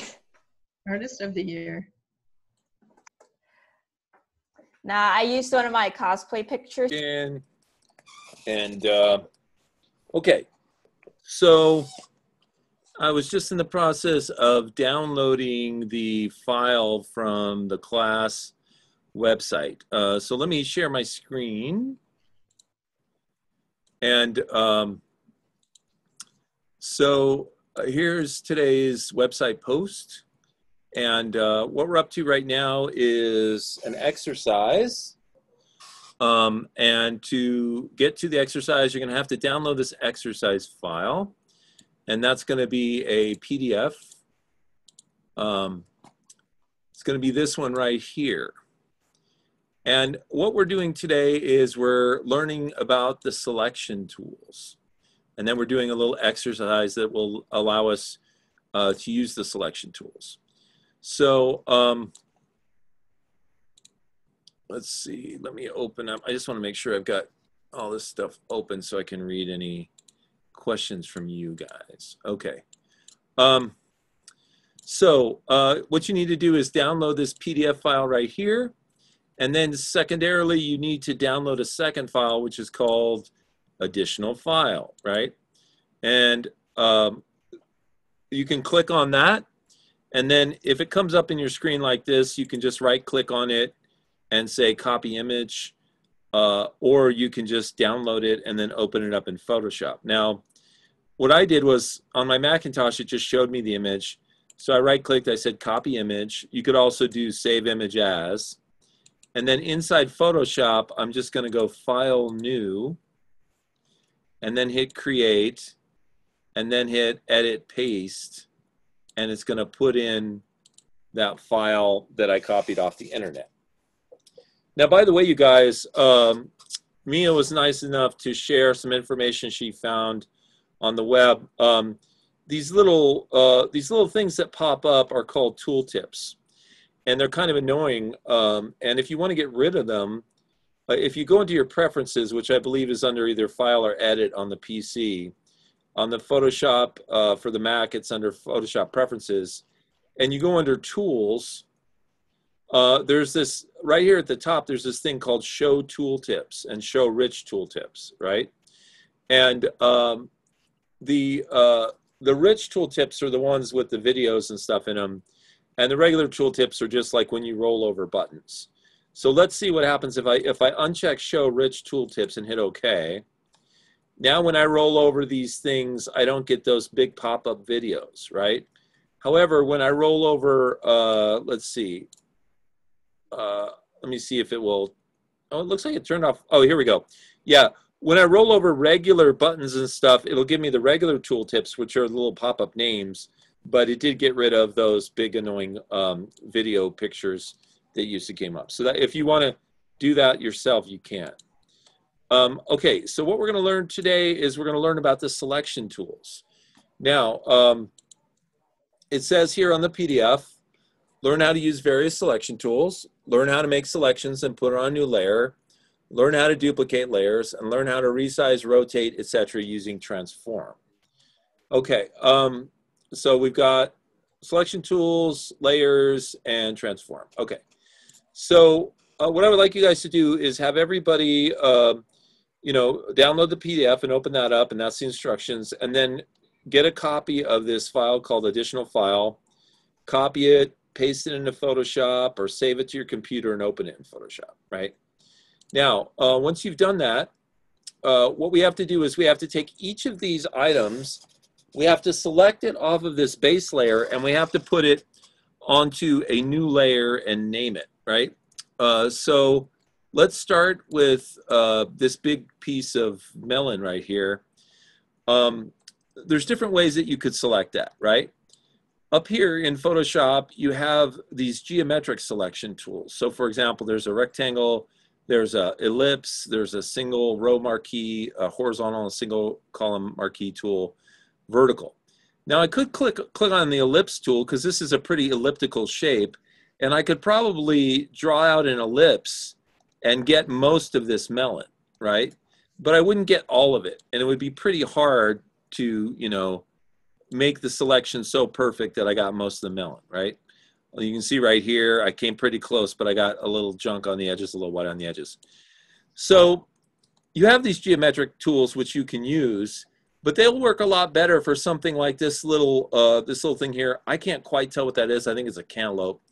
But you see this little thing right here? This would work really well with a circular selection. So what I can do is, I have the ellipse tool right now, but if I hold my shift key down, while I use the ellipse tool, it becomes a circle. And see how I can get a pretty nice selection of that melon, that cantaloupe? Okay, so now what I can do is I can do edit, and I can either do copy or cut, which will, you know, copy will make a copy of it, and cut will make a copy of it, but we'll cut it off the page. Now I'm going to do cut, and the reason I'm going to do cut is because then I'll know that I have that one done, right? Now next, I can say edit, and I can say paste, and it's going to go ahead and paste that little cantaloupe right in the center of my screen. Now you can see it made a new layer here. We've got a background layer, which is the white. We've got the image layer, which is all the fruit. And then we've got my new layer, which is the cantaloupe. Now I'm immediately going to go in here, double click on the layer name, which is layer 2, and name that cantaloupe, right? Okay. Now, okay, so now I've got my little cantaloupe. You can see via the eyeball. If I turn it on and off, I know that's the only thing on that layer. Okay, now in order to select the next item, I need to go down here and click on layer 1 again and get my next item. Now I think I'm going to use the same technique to get this little blueberry. So I'm going to hold my shift key down. I'm going to start up at the top left, a little bit off of the blueberry, and I'm going to click and drag a little circle. Now one thing you'll notice about this circle, I'm going to click on the magnifying glass and zoom in on the circle. You'll notice that I made a circle which is pretty close to the size, but it's not quite over the blueberry where it should be, right? Well, if I make a selection and then I want to move that selection, I can come over here to my toolbox and I can click on the second tool down from the top, which is this elliptical marquee tool, right? Now, as long as I have that selected, I can actually use my my arrows on my mouse, or on my keyboard, to move the selection. So what I'm going to do is I'm going to come to my keyboard and I'm going to click the down arrow on my keyboard, and you can see that that's moving the selection. I can move it to the left, I can move it right, and I can move it up, right? And if my selection was a pretty good size, which it was, I should be able to move it and get a pretty good selection of that blueberry, right? I'm calling it a blueberry. I don't know what the hell it is. Anyway, okay, so now I've got my selection there. So once again, I'm going to do edit, cut. All right, and now I'm going to zoom out. You can do Command 0 or Control 0 to zoom out to the whole page. And now I'm going to do edit, paste, which is also Control V, right? And it's going to put my blueberry right in the center, but it's going to be hidden by the cantaloupe. So I got to turn off the cantaloupe layer to see my blueberry. So then I'll double click on the name of the layer that has the blueberry on it, and I'll rename it blueberry. And in fact, I'll take the blueberry layer, which I can move, and I'll click on it and I'll drag it up above the cantaloupe layer, right? And when I see a little blue line there appearing, I'll let go. Then I can turn my cantaloupe back on, and now I can see my blueberry above the cantaloupe, right? Now, I might even decide I want to move the cantaloupe to a new location. If that's the case, I want to click on my move tool, which is this tool right here at the top of the toolbox. Click on the cantaloupe, hold my mouse down, and then just drag it to a new location. Okay. I can click on my blueberry and it will select that layer, and I can move that to a new location too, which is a good idea because when you cut things off of the image board here and paste them in, they always paste in the center, right? So you want to leave some room in the center. Now, I could keep going with this whole elliptical thing. I might choose to try and use an ellipse on this little kiwi down here. And sure enough, I was able to draw an ellipse that was pretty close. Not perfect, but good enough for rock and roll, right? This time, I'm going to use Command X or Control X, which is the cut command. Oops. And it shows me that I'm on the wrong layer. See how I'm on the blueberry layer? So I have to come down here and click on the fruit layer. In fact, I can go ahead and rename this, the layer that has the fruit on it, fruit, right? And make sure that I have that selected. Now I'm going to do Control X or Command X to cut my kiwi. Then I'm going to do Edit, Paste, and the kiwi is going to appear right in the middle, right? And then I'll go ahead and name that kiwi. Okay, and now I've pretty much exhausted my supply of things that I can use the ellipse for. I mean, I could cheat and use the ellipse on this big melon over here, the yellow one. But instead for that, I'm going to use a different tool. What I'm going to use for that is I'm going to use what's called the magnetic lasso tool. So if you come over to your toolbox and you look at the third tool down from the top, you'll see something which is just called the lasso tool. You might see the polygonal lasso tool. I'm not sure which one comes up at the default. It's probably just the lasso tool. But if you click on that and hold your mouse down, the third choice that pops up is called the magnetic lasso tool, and I'd like you to go to that, right? Now, the way the magnetic lasso tool works is you click on the edge of an object and you hold your mouse down, and then you drag the lasso around the edge of the object, and it lassos or selects the object, right?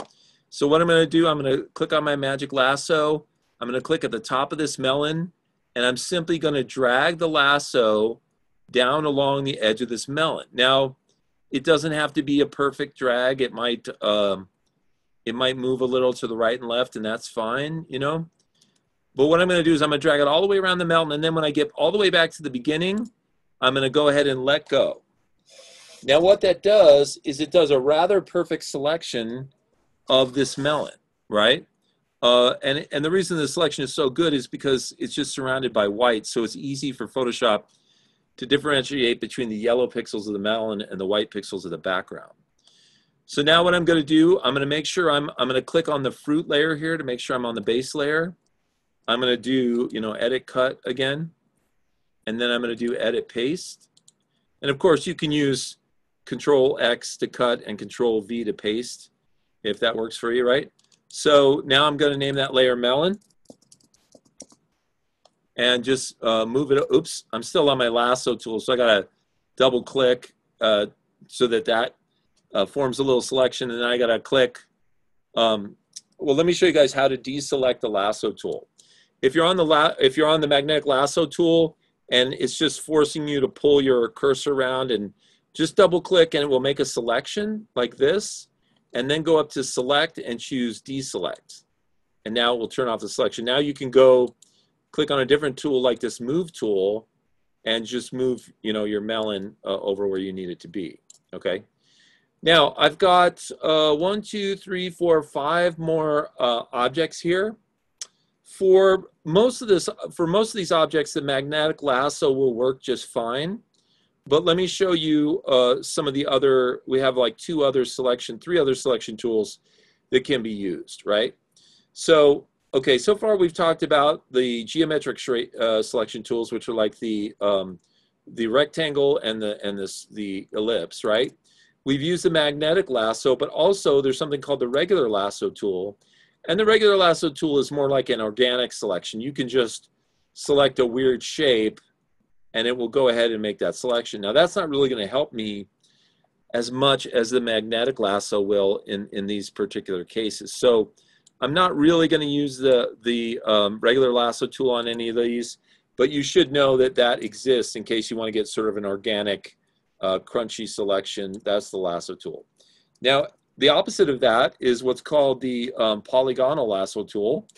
And that's also, if you click on the lasso tool and hold it down, the way this one works is you click once, and then you drag your mouse to a new location and click again, drag your mouse to a new location, click again, and the polygonal lasso tool makes shapes that are polygonal. So they have straight edges. So this might be good for like selecting a house or some kind of a rectangle. So you see that they loaded Photoshop up with, you know, okay, basically organic, you know, lasso tool, which can get any shape, a polygonal lasso tool, which can get, you know, straight lines, a magnetic lasso tool, which sticks to the edges of things, geometric shapes, and then finally, what's called the magic wand, which is this guy right here, the fourth one down, and that will get an area of color. So if I go to the fruit layer and I click the magic wand on the fruit layer, it's going to select all the white pixels that are connected next to each other that are, there's a term, it's called contiguous. And contiguous means things that are connected, that are next to each other. So if I click my, my magic wand tool, or its little kid brother here, the quick selection tool, it will go ahead and make a selection for me, right? Now, you can deselect your selection by just going select, deselect, right? Now, let's see, quick selection tool. Let me see how I do with this. Okay, the quick selection tool is a fairly new addition to Photoshop. It's been around for a couple years, but the magic wand tool will get areas of color like all the white, but the quick selection tool is actually really good at selecting weird shapes. And let me show you how it works. If you click on the magic wand, there's two choices in there, the magic wand and the quick selection tool. So make sure you pick the quick selection tool. Now the way the quick selection tool works is you basically hold your mouse down and run your mouse over the area you want to select, and Photoshop detects the edge pixels and makes the selection. So watch this little orange slice or grapefruit, whatever this is. If I click and just drag my mouse over it, you see how it did a pretty good job. Now it got some extra junk over here, which I don't want. So I can do select, deselect. Let me try that again. This time I'm going to start in the middle. Now watch this. If I start in the middle and I just click once, it's going to go ahead and get all of this sort of orangey area in the center, right? Now if I click in the middle and hold my mouse down and come out, just pull out into the white area, look, it automatically gets the white area as well, right? It's not exactly white, it's kind of a pinky orangey white, right? But now very quickly, I was able to select that whole little grapefruit. So now once again, I'm going to cut that. I'm going to paste it in, and I'm just going to name this grapefruit. I'd have to be reminded what these fruits are from the PDF. I think I'm getting them pretty close, but I don't know. Okay, so that worked pretty well. So now let's try that quick selection on a few more things and see how we do. So this little thing looks like kind of like a kumquat or something. I'm going to click right in the middle of this yellow area and then drag up to the top of the yellow area, and this one isn't working so well. So, okay, so, oh, it's because I'm on the grapefruit layer. I'm sorry. I got to go back to my fruit layer. So let's try again. Okay, yeah, if I just click once inside the yellow sort of kumquat area, it grabs the whole thing, which is perfect. I'm going to cut that. I'm going to paste that in and call it kumquat. Like I said, these might be the wrong names, but they're probably pretty close. Okay, just two more things, the bow tie pasta and, oh, three more, the mushrooms, and then these beets, okay? So I'm going to go back to fruit, click on my quick selection tool. I'll try the bow tie pasta. It does a pretty good job. It looks like this area over here, though, is shadow, and I don't want that. So this gives me a good example to show you guys something. When you make a selection, you can add to that selection or you can subtract from that selection using the subtraction tools, or I mean the selection tools. So let me zoom in on this bow tie pasta so you can see an example of this. So I selected the bow tie pasta, but see how it didn't get a good selection here. We need to get rid of this piece here. We need to get rid of this piece here, and we need to get rid of all of this shadow stuff over here. So what I'm going to do is I'm going to go over to my selection tools. I'm going to click on the lasso tool and bring up my little 3 choices, and I'm going to choose the original lasso tool, which I've called an organic selection tool because it can get kind of weird selections. Now, what I'm going to do is I'm going to hold down my Alt key on my keyboard, or the Option key on the Mac, and the lasso is going to get a little minus sign at the base of the lasso, which means whatever I lasso is now going to be subtracted from the selection. So for example, I don't want this little piece of white underneath the bow tie pasta. So I'm going to hold my Alt key down while I have the regular lasso selected, click my mouse, and watch what I'm going to do. I'm going to go ahead and drag out along the edge of this bow tie pasta. I'm going to come back and come to the first point so that I basically encircle the area that I don't want. Now I let go of my mouse first, and what it does is it subtracts that area from the selection, right? Now I'm going to release my finger from the Alt key so I can move my mouse up here. I'm going to hold the Alt key down again. Now once again I'm going to do the same thing on top that I did on the bottom. I'm going to drag a selection around the area that I don't want and then return it back to the origin point. Let go of the mouse first before you let go of the button, and boom, now I have sort of the neck of this bow tie pasta nice and clean. Now for this, this little edge here, I'm going to hold the Option key down, and once again I'm just going to take my mouse and just kind of run it along this like sort of tooth-shaped edge of the bow tie so that I can get all the stuff I want, and then I'm going to drag the circle around here and come back to here and get rid of that, right? Now, let's talk about the opposite, which is, so far I got rid of things I didn't want, but there are a few things I do want that didn't get selected. Like if you look very carefully, you can see that there's a few teeth of this bow tie pasta that didn't get quite all the way selected. So I'm going to use the same process, but instead of holding the Alt key down, I'm going to hold the Shift key down. And when you hold the Shift key down, a little plus symbol appears at the bottom of your lasso. Now, if I hold the Shift key down and I start inside my selection, and I click and I drag a little area here that I want to add to the selection, and I encircle it, sure enough, Photoshop goes ahead and adds that new piece to my selection, right? And so I can use this to get the little teeth that I was missing, right? Now, you can alternate back and forth between using the Alt key and the Shift key. Now I'm going to go to the Alt key and subtract a few pieces that I don't want, right? From outside the bow tie pasta selection, I'm encircling things I don't want. And then I'll switch back to my Shift key when I see an area that I do want, like I want to get this little tooth of the bow tie pasta there, right? And I got too much, so I'm going to hold down my Alt key and subtract a piece, right? Now, granted, this is not going to be a perfect selection, but it's pretty good. It's definitely good enough for rock and roll, right? So I've got that selection now. I'm going to cut it. I'll paste it in. I'll call this bad boy pasta. Okay, just 2 more pieces to select. So one of them is this weird radish shape here. So I'll move my pasta over so I have some room to get this radish shape. The first thing I'm going to try is the quick selection tool. So I'll click on my fruit layer. I'll click on this, and sure enough, the quick selection tool does a great job. It gets the whole radish in one fell swoop. So I can cut that and paste it back in, and then name this layer radish. And it's really important that you name your layers, because that's how you find things after you've created them, right? And then finally, the last but not least is this little mushroom over here. Go back to my fruit layer, click on quick selection, drag it around the mushroom, and sure enough, it does a really good job of selecting the mushroom. So I can cut that out and then paste that in again. And of course, name it mushroom.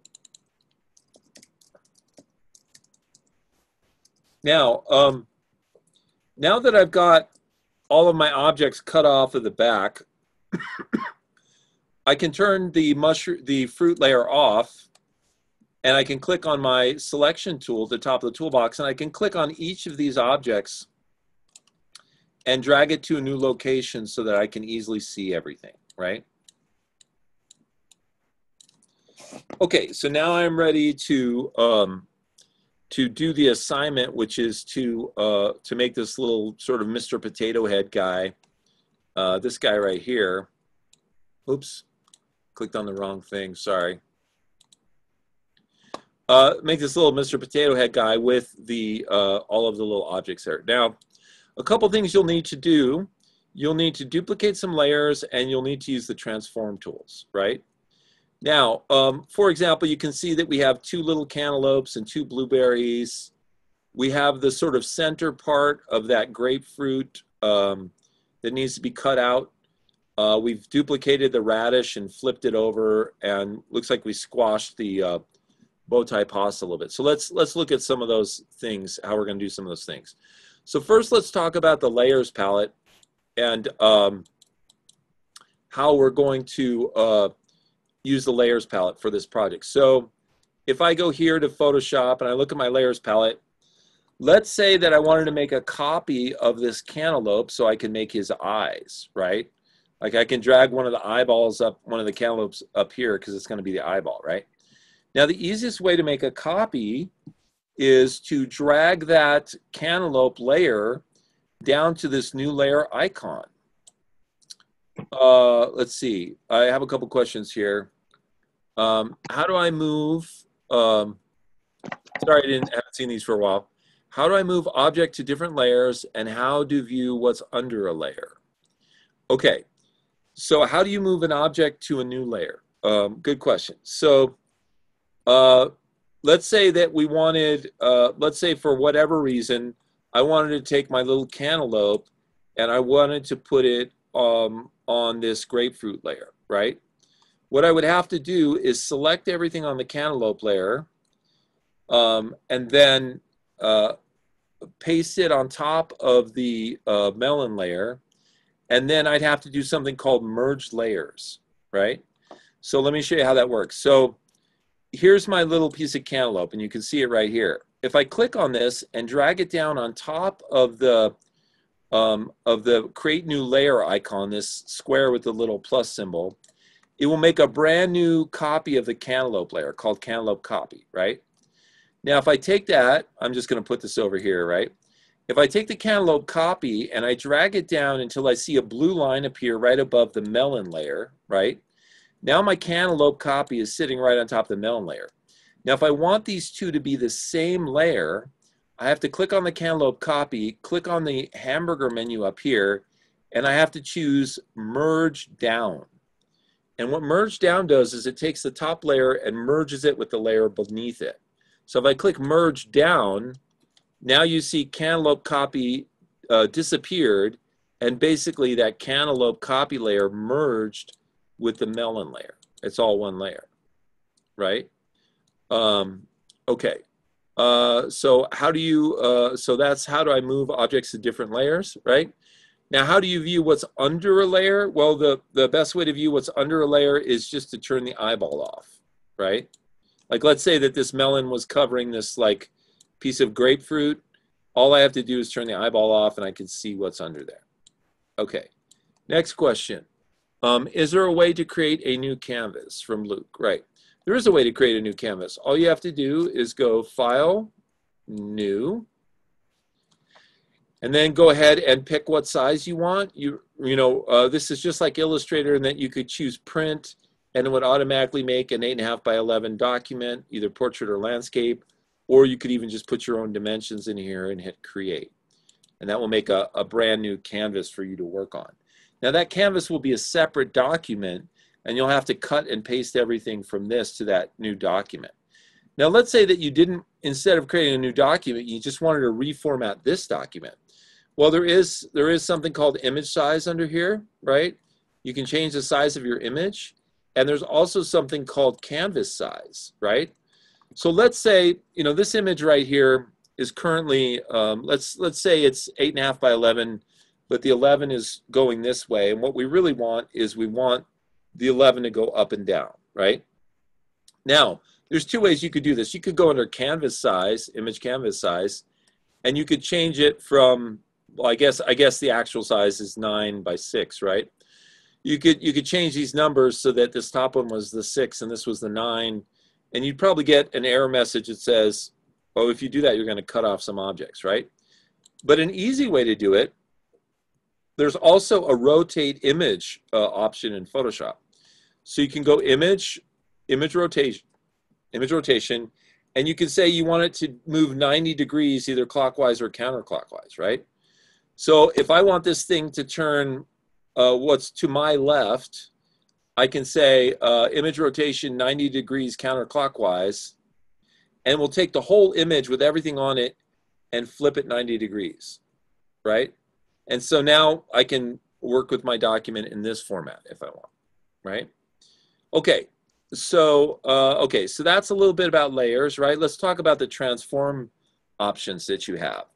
So your transform options are a lot of them are over here on your toolbox, and some of them appear just when you click on an object and you say that you want to transform that object, right?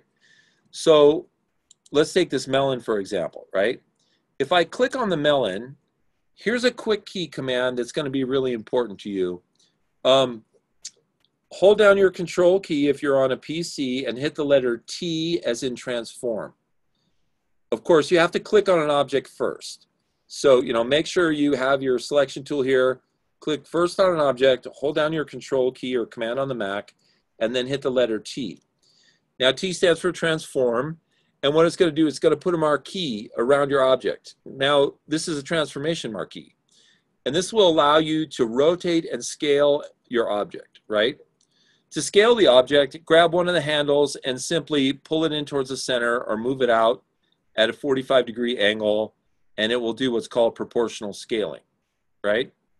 Now, if you want to rotate your object, take your mouse and put it right next to one of the corner handles and move it around until it becomes a curved arrow.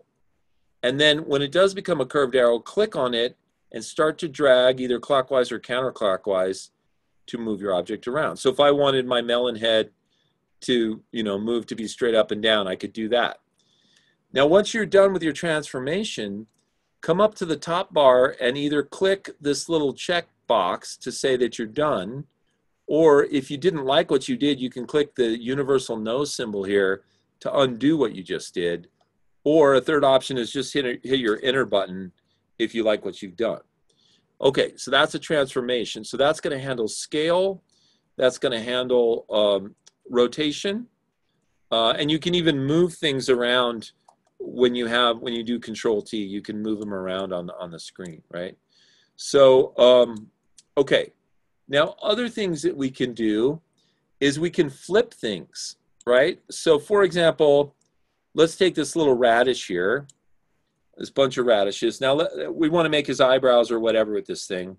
So what we're going to do is we're going to do Control T so that we can select it.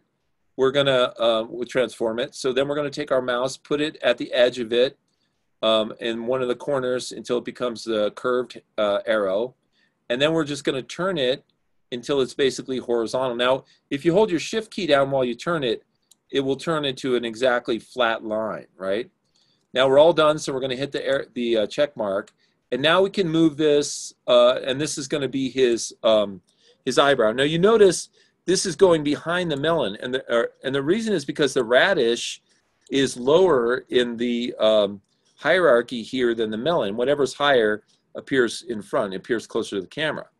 So if I want my radish to be in front of the melon, I have to click on the radish, I have to hold my mouse down, and I have to drag the radish layer up on top of the melon layer until I see a blue line, and then I let go. Now my radish is where I want it, right? Now, let's say that we want to make a copy of that radish and we want to flip it over to form the other eyebrow or whatever. So what we would do, the easiest way to copy the radish is click on it, drag it down to this create new layer, and it will make a new layer called radish copy, and you'll have to click on that and move it because it's right on top of the original radish, right? Now, what I want to do is I want to flip that radish over so that it's facing the other direction, right? I can do that by going Edit, Transform, Flip Horizontal. And Flip Horizontal will flip it, you know, it'll flip it along the horizon, right? And so when I do Flip Horizontal, sure enough, it takes my little radish bunch and flips it, right? There's also Flip Vertical, which will flip, you know, this way, up and down, and Flip Horizontal flips from right to left, right? Okay, so now I'm good. Now I have most of the tools that I need to make this little melon head guy, right? I can copy layers by dragging them down to the create new layer icon. I can reposition layers by dragging them on top or below other layers, right? So if I want to make another blueberry, I just click on the blueberry, drag it down here, make a copy, put those on top of the guy's face, right? I don't remember what all the things are we're supposed to do, but I'll just do a quick version of this guy here.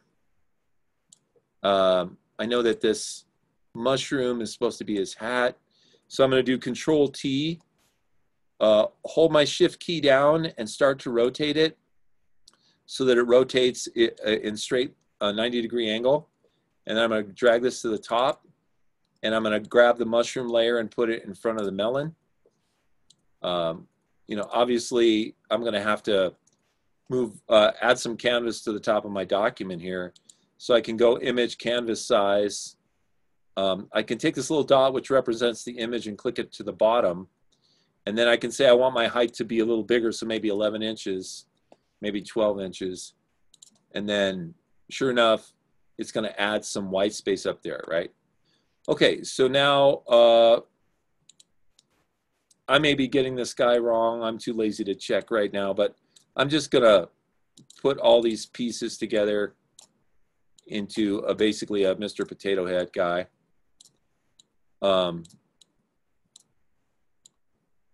Okay, now I'm going to click on my pasta. I'm going to hold down my Control key and click on the letter T. I'm going to hold my Shift key down, go to one of the corner handles here until it becomes a rounded arrow, and turn it until it's 90 degrees. And then I'm also going to scale this. Now here's something important. When you grab a handle, if you want to just scale one direction, hold your Shift key down. So I'll hold my Shift key down and I'll grab this and it will just scale up and down. If you don't hold your Shift key down, it'll scale everything, right? Because I just wanted to squish the pasta a little bit. And then I'm going to take the pasta, put it in front of the melon. And last but not least, it looks like what happened is they had us cut this, just this center part out of the grapefruit to make his ears, right? So I'm going to click on the grapefruit, and I can click on my lasso tool, and I can just simply go in here and just, you know, hand lasso the little grapefruit part, right? I can cut that out, and I can paste it in on a new layer, and I can call that like ear or something like that. Now I can turn off the grapefruit layer because I don't need it anymore. Click on my selection tool and move this ear over here. Now the ear might be too big, so I'll do Control T. I'll make this a little smaller. Drag the ear over here, make sure it's in front of the melon. Maybe it would look better behind the melon, I don't know. And then all I have to do is make one more copy of this ear and drag it over here and flip it. So edit, transform, flip horizontal, and then there we are, right? Now, granted, this probably doesn't look exactly like the guy. Let me see how I did. Well, yeah, I thought so. I got my radishes upside down. Everything else is not too bad. I guess his hat is supposed to be behind him. His mushroom hat is supposed to be behind the melon, so you don't see that little tip on the edge of it. So, you know, and his eyes are a little wonky and stuff. But anyway, this is how you make the selections. These are the selection tools. This is how you mess with the layers, how you can turn layers on and off, how you name them, how you make copies and remove them, reposition them. And then this is also how you do transformations with Control T and with things like the Edit Transform tools, right? Notice that things like Scale and Rotate are also under this option too. So if you selected something like the melon here and just did Edit, Transform, Scale, it would also give you the box, the box to do your changes, right? Okay, questions from you guys?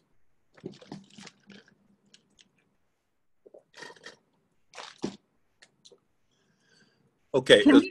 Can we make our eyes goofy like that just for fun? Yeah, if you guys want to, why don't you go ahead and take artistic license and make your Mr. Potato Head guy look the way you want him to look. Just do me a favor. Make sure you know how to use all these tools, right? Make good selections of the fruit and veggies, and then put them on different layers, and then you can combine them, and you can take artistic license and make this guy look the way you want to. Yeah. Okay. Any other questions? Okay. If you wanted to rotate the two radish eyebrows, like just to flip them back upside down, would you be able to select both of them and use the Control T to? No, I would do them one at a time. I would do them one at a time, because if you flip both of them at once, it will. Let me explain it like this. What I really want to do is I want each one of these radishes to stay where it is, but I want it to just flip over vertically, right? I guess. I mean, like if you were to rotate the whole thing, then it would be the right positioning. Okay, okay. Picture. You know what I'm saying? Yeah, so I'll try it both ways, Luke. So if I click on the radish layer, and then I hold my Shift key down, and I click on the radish layer, a radish copy layer, it selects both radishes, right? Now, if I go Edit, Transform, Rotate, now I can click, I can hold my Shift key down, and I can do exactly what you said. Ah. Ooh. I see. Okay. So Edit, Transform, Rotate? Yeah.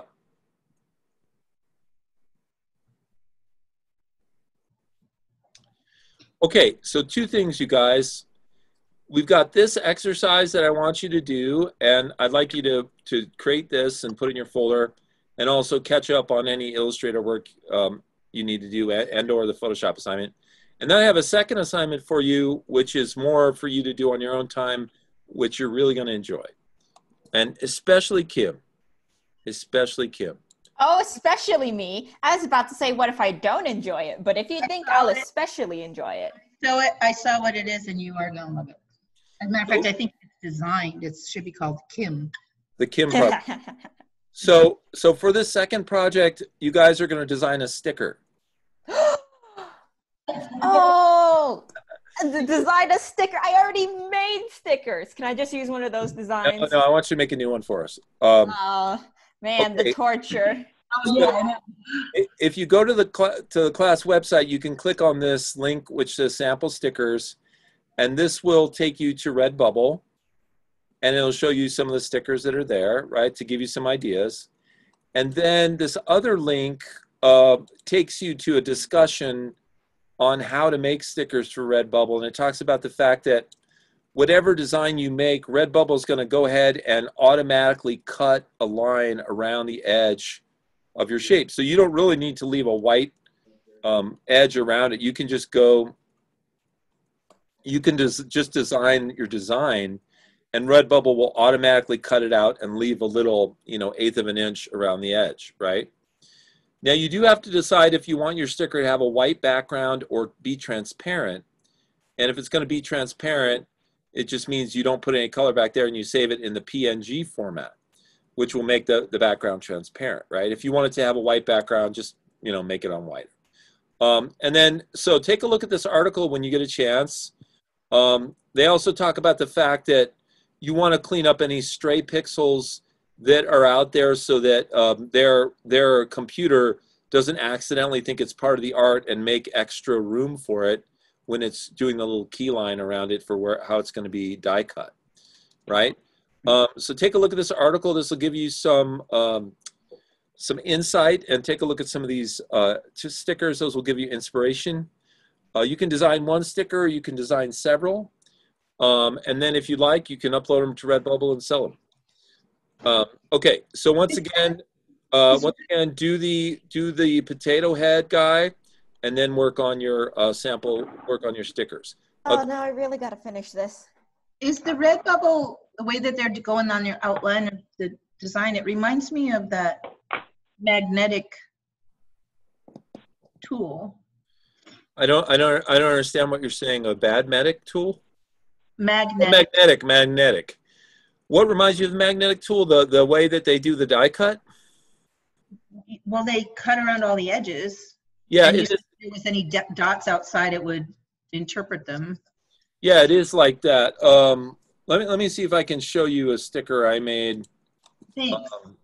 And show you what it looks like. Let's see, diner dual sticker. By the way, I went outside on break and I can see the storm cloud, which is probably over, was it Adrian's head? Yeah, Adrian disappeared, so. I have a picture of it. It's pretty gnarly looking from up here. Okay, so I made some stickers. I didn't do this through Redbubble. I did it through another company, which I'll talk about in a future class. But these stickers have the sort of white edge around them, which the company's computer figured out the white edge. And I'll just show you what it looks like. So in this design, I just did the artwork, and their computer made the white edge. So this is their sticker sheet template.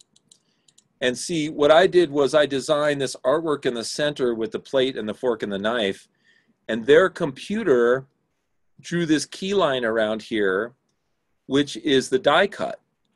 So then I already took that one off of this sheet, but so then when I get the sticker sheet, you can just peel it right off the center there, and it comes out in that shape, right? And the same is true of this shape down here, which is kind of like a star. And then here are these ones in the corner are, of course, rectangles. And I don't know if you can see the edge of those there or not, but Yeah. you know, they peel right off. So so that's all you have to do. You have to just design the artwork, and they'll make the little key line for cutting it out. So you chose either white or transparent. Yeah, you basically choose, if you leave white in your file, it's gonna print on white.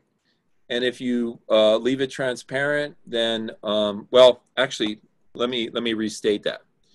If you leave it transparent, it's gonna print on white as well, which makes sense. You see what I mean? Like, Yeah. you know, it just means that there's gonna be a white edge around your document, you know? So in a sense, it doesn't matter if you leave it on white background or transparent, but I tend to recommend that you do everything on a transparent background because I think it's easier to see mistakes. Like in this example here with Redbubble, if you make your artwork, this is a really good idea, by the way. If you make your artwork and then you create a second layer below it and put a really bright color under there, it'll show you any mistakes in your artwork. If there's extra pixels out here, you can just erase them, right? And then, of course, when you turn this into Redbubble, you turn off this layer of the green, and you just submit your artwork on the transparent layer, and it just prints a thin layer of white around the edge, which is the key line that it cuts on. Do you choose print transparent before you send it? No, you just save it as a PNG file. Well, yeah, like when let me see if I can find something to use as an example. Well, here, I'll just grab this little, what can I grab? Maybe I can grab, it's really hard to figure this out. Okay, I'm just gonna grab this little sugar gal here and copy her And oh boy, I guess I'm not. I guess I would have to flatten my image. I wasn't on the right layer. So I have to flatten it to pull all the layers together into one. Okay, so now I'm going to copy that. I'm going to go File, New, and make a new layer and paste it into that. Okay, now let's say that I wanted the key line around this. Let's say I wanted 1/8 of an inch around this thing, right? So I could go under Image, Canvas Size, and I could look at how big this is. And it's approximately 1 1/4 by 1 3/4, right? So for canvas size, I would add 2/8 inches, one for either side. So that would be 1/4 of an inch, which is 0.25. So let's just round this up to 1.5, right? And then I would add 0.25 to this thing, and let's just say that that rounds us up to 2, okay? Now, when I press this, okay, it's going to put a white edge around the, a white canvas edge around the whole thing. Oh, right. Like that. And so if I send this into Redbubble, then they're going to go ahead and print this, and then this is going to be the key line around it that they're going to cut, and then when you peel the sticker off, it's going to have this white around it, right? Now, you don't have to do that. If you wanted to, you could make your stickers, well, actually, I'm sorry, they always put a white edge around everything. So, in other words, if you just sent them this, actually, hold on a second. I cut that, I didn't mean to. I meant to crop it. Actually, what they would want you to send them is this. And they're automatically going to put like 1/8 of an inch of white around it. Does that Okay, make so sense? they never do a transparent thing? Well, yeah, they'll do a transparent thing. Like let's say that, okay, let me show you an example. And this is going to be really quick and bad, right? Let's say that I wanted to do a sticker, which was just the woman, right? Without anything else. So it was cut in kind of a weird shape, right? So what I would do is basically I would send them a file that looks something like this on a transparent background, right? Okay, yeah. And then you know, I would get rid of all this blue and purple, and I would just send them the file that had, you know, that kind of edge on it, and then they would cut out. They would probably also add a thin white line around the edge, and that's where they would cut. Okay, thanks. Yeah. Okay, so I think I'm gonna give you guys the rest of the period to work. So do the Mr. Potato Head fruit veggie guy, catch up on Illustrator work, and then start working on a sticker. I'm going to redo my magazine lady a Okay. little smaller, but then everything's done. Okay, perfect. I'll put you on the list. Thank you. I should have my magazine stuff up any minute. Okay, perfect. I also finished my magazine stuff. And who was that? Carolina? Okay, thank you. So you're all done then? Yes. Okay, I put you and I put Mia on the list, and I put Kim on the list. I also finished my magazine cover. This is Alma. I'm sorry, who was it? Alma? Alma, you finished your magazine? Yes. Do you still have other Illustrator projects, or are you done with everything? I think with everything. That was the last thing. The page, the magazine cover and the page. Okay. All right, Brianna, geez. Sorry, Alma. Let me go ahead and put you on the list of people whose work I will check so I can give a grade to. And you're good to go. And then I'm going to do this. Okay. Oh, I'm going to pause the record.